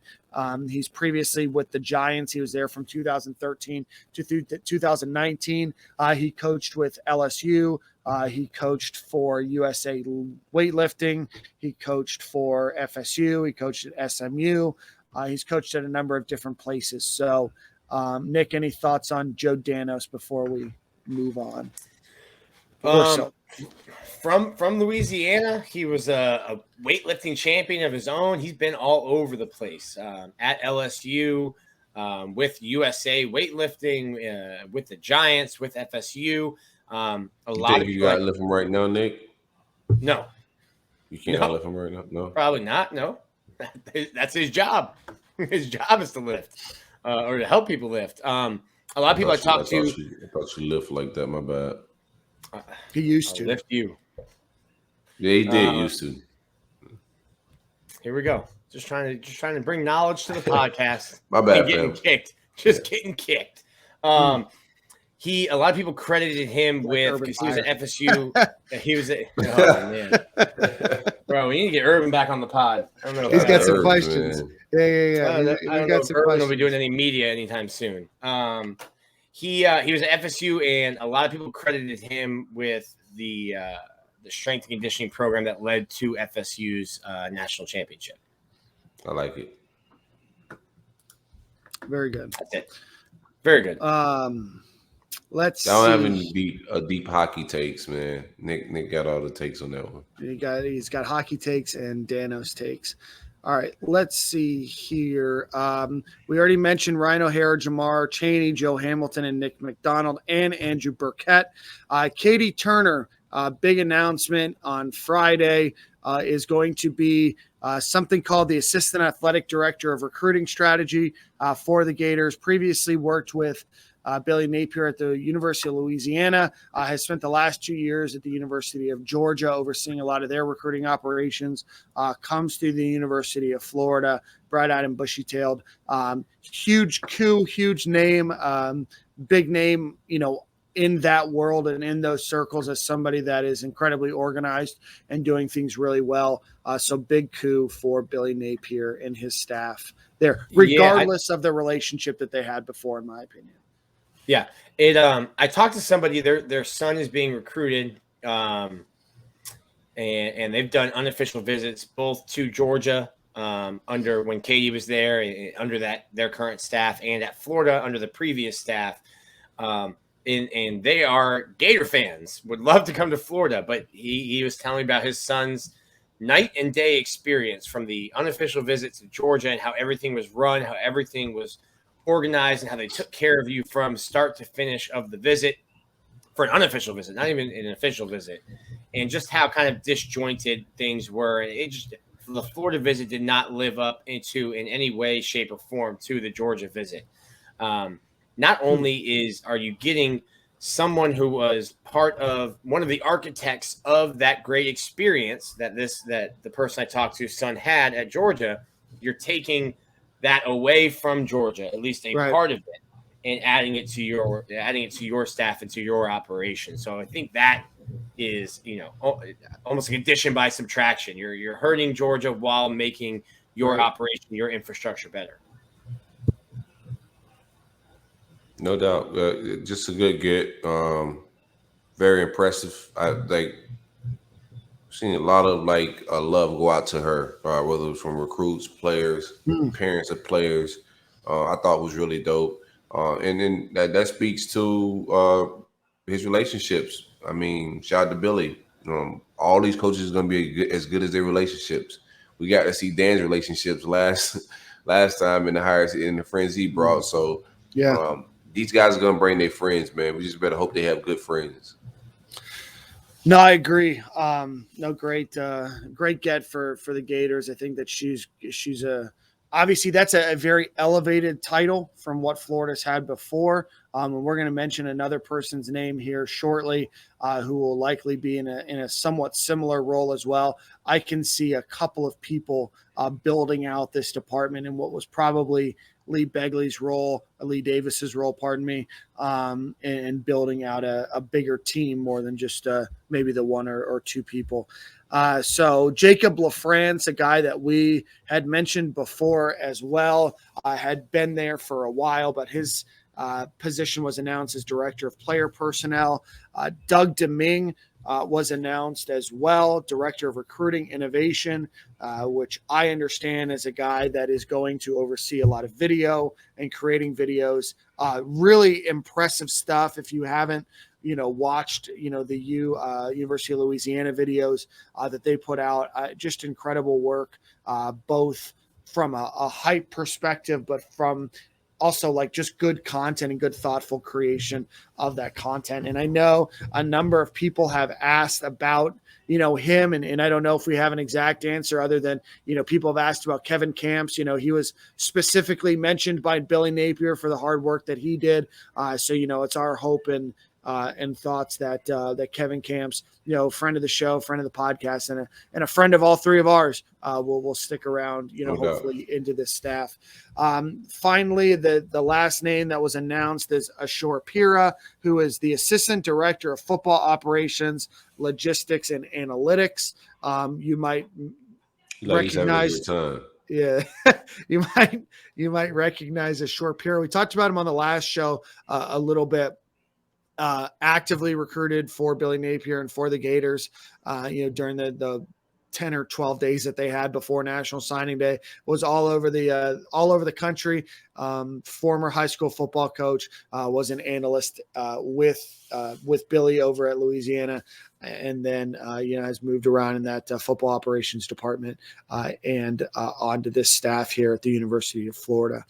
And then finally, the last name that we're going to mention is a name to look out for. She was previously in a similar role with the University of Florida. And I may be saying this wrong, is Briaja Wade, Director of On-Campus Recruiting for the University of Louisiana. It has been our thoughts and knowledge since Billy Napier was hired that she would come over after the bowl game and after National Signing Day. She put out an announcement this evening, a few hours ago, thanking the University of Louisiana for her time, all of her friends, coaches, fans, staff, administration, etc. So what her title will be, who the hell knows, because these guys are getting titles that will rival any big bank in America. But another what is seemingly a great addition to the staff. And we just tweeted out a pretty good article about her from the Draft Network. So check that out.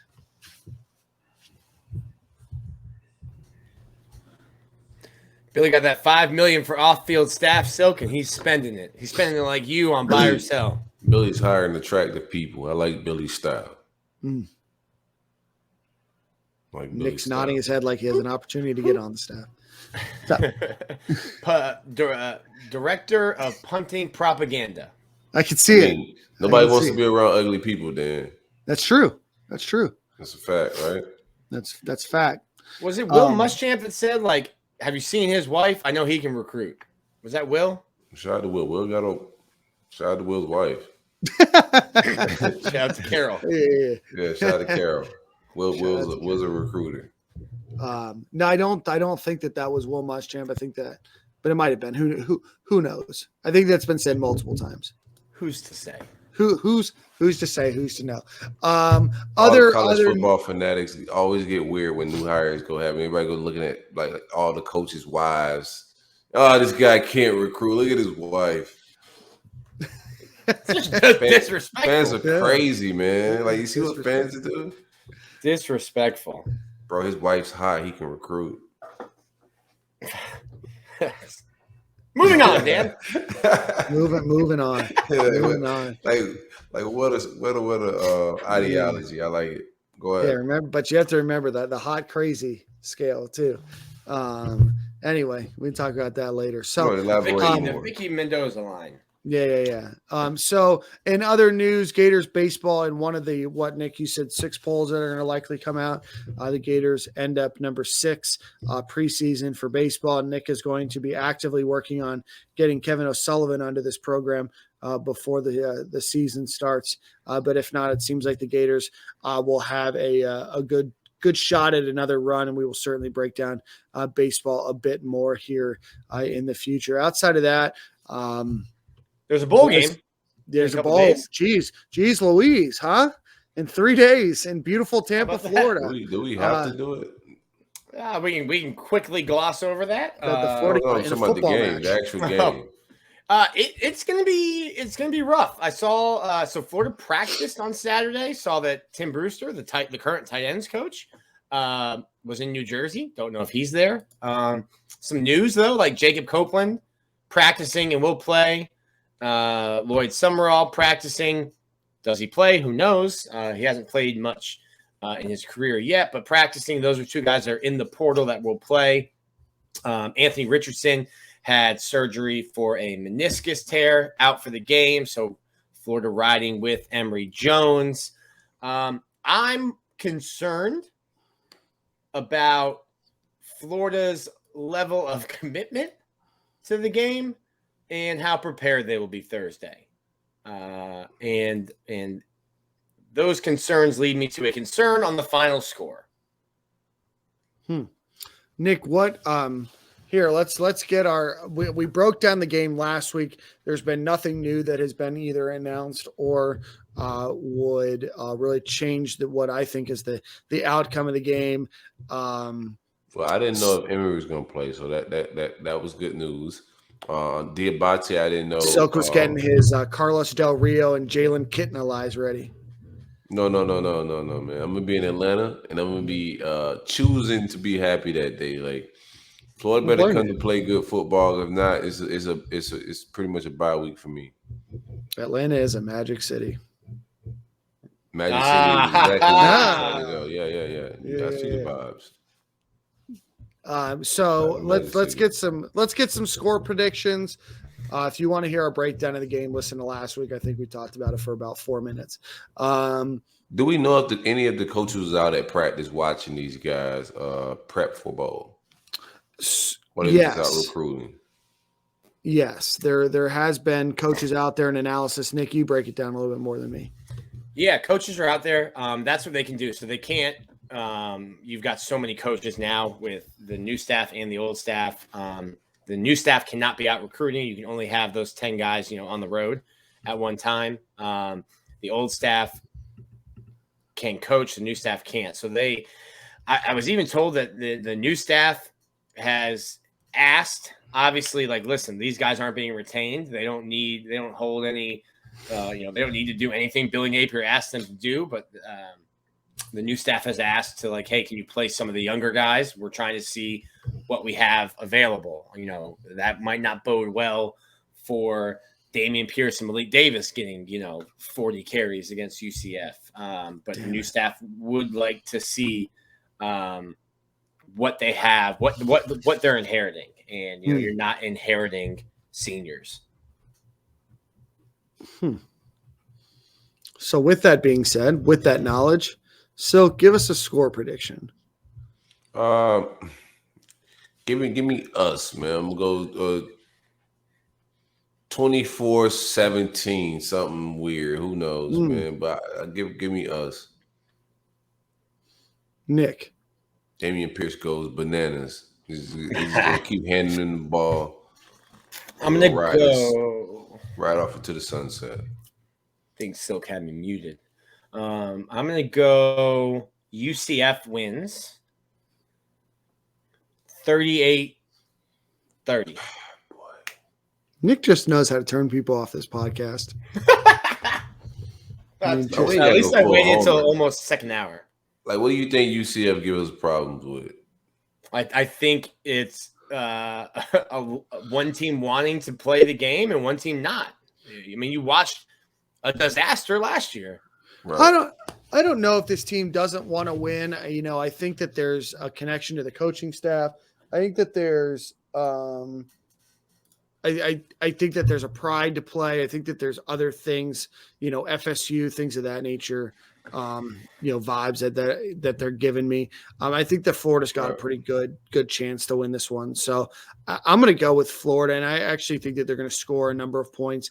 That's quite a bit higher. I think that they're going to probably score like 38. I don't think that UCS are a good defense. So I like the Gators to score 38 and to maybe give up 24, 27. But I do think the Gators win this one. Pretty good. Yeah, Silk's score was wild. Like when was the last time this defense gave up 17 points in a game? Vanderbilt? When they shut Vandy out? Now you're taking away Zach Carter, you're taking away Mohamoud Diabate. Like you're missing people. Shut Florida State out if we really wanted to. Like if Emory wasn't just like keeping them in the game, they might have not have scored. Like we really came to play good quarterback that week. Shout out to the C-Rob. The C-Rob and the Robettes, man. C-Rob don't look like right. But the C-Rob and the Robettes look different than Graham and the Grahamites. Them boys was terrible. Them boys was mid. So that's nuts. It was different. Go see Rock Cats on one Wednesday and then go see the Robettes the following. That's money. I like that. They could have been golden about 4 years ago. So I'm interested to see who our other code DC gonna be. That's what the rest of these hires. So it feels like at this point, because I was waiting on Thursday and Friday after signing day to get kind of busy with like college coaches kind of making their moves, and we didn't see a lot of movement on our behalf on Thursday and Friday. So my thinking is, man, are some of these? We did see one guy that was a college guy, right? So I think the rest of this movement may be pro guys. It could. Yeah, there's some we're waiting on. Yeah, I think that there's going to be at least two probably pro guys.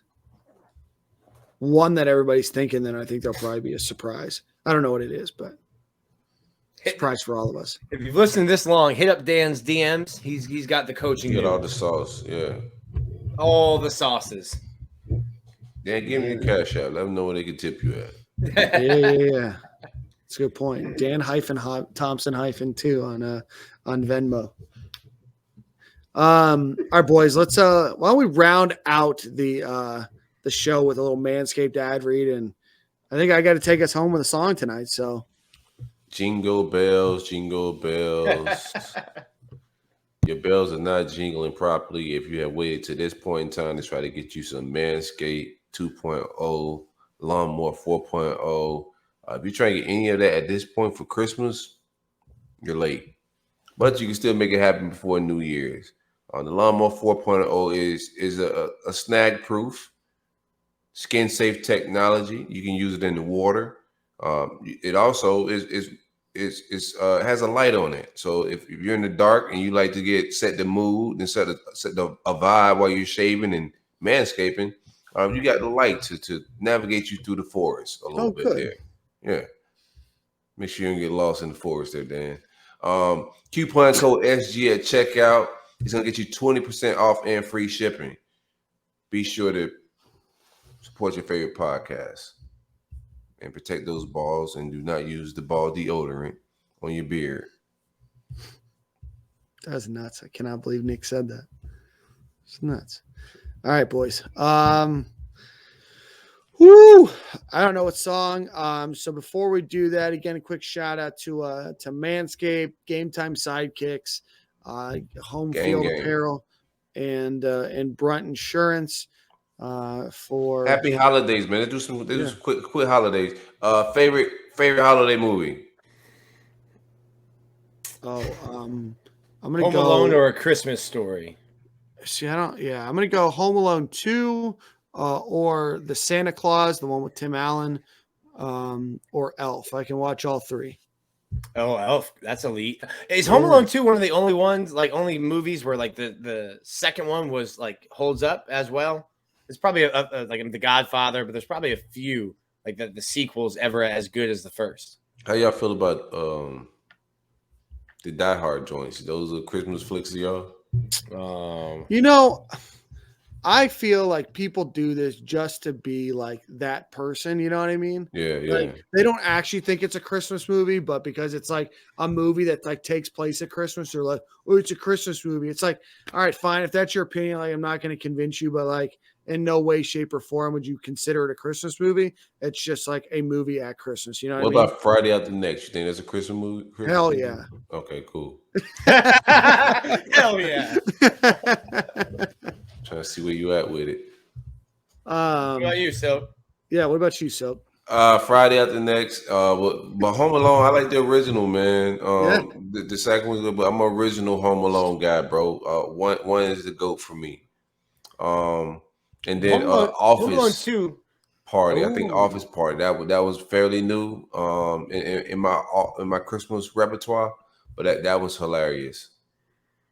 Home Alone 2, he gets mad at Kevin for running up like the bill. I'm like, hey, Dad, $967 on room service. Yeah. Hey, Dad, you've left your son in 2 different locations. Maybe just like let him have a night.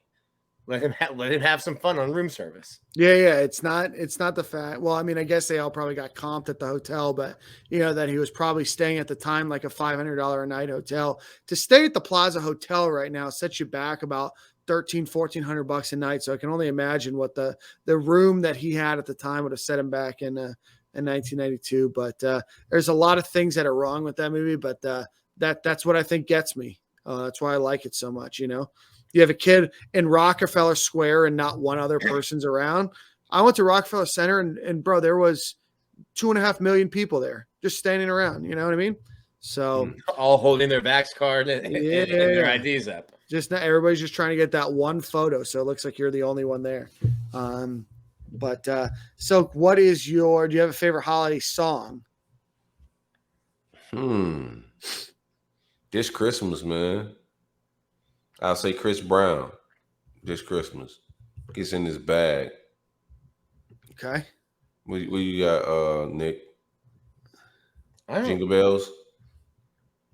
I don't know if I have one.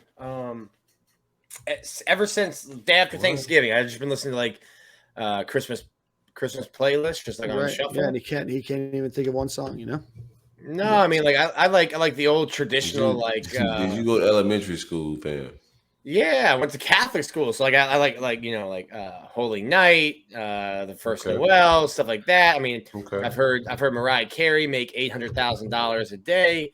Everywhere you go to Target. Album wise, she has my favorite albums. I would say probably Jackson 5 Got a Fire Christmas album. I rocks with that one, but Mariah Carey's up there as well.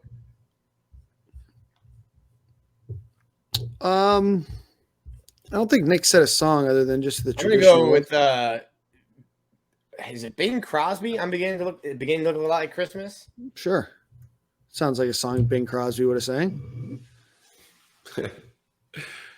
Nick's like, I also like I Want a Hippopotamus for Christmas. By Pee Wee Herman. Michael Bublé's got a great Christmas album. Yes, he does. Yeah, I'll give you that. Yeah, I like that. I like Little Drummer Boy if you're talking like old song. I'll tell you that the Christmas Shoes song like, that makes me Little Drummer Boy. That makes me Christmas Shoes makes me tear up. Let's see. I love Christmas Shoes, man. I listen to it all the time. All right. Well, let's take us out. Any other Christmas things or holiday things that you guys want to talk about before we that's it. Happy holidays to everybody, whatever you celebrate. Love, peace, happiness, all of that, man. Enjoy family. Most importantly, if you don't have any of the money to buy all the gifts in the world, just make sure you know what I'm saying, around loved ones and spread some love. Yeah, no, absolutely agree. I'm going to go with a Christmas song here. And I'm trying to figure out what we want to play here. Why don't we just go with a little Brad Paisley. He has a song called Santa Looked a Lot Like Daddy, which is a pretty good song, a little country Christmas song. Oh, Mama was cheating. Yeah. So let's do that. But Cam, everybody, Nick, Silk, the rest of you boys have a great Christmas, great holiday, and we'll see you guys. Same time. Man. Merry Kwanzaa. Merry Christmas. You filthy animal. I can't think.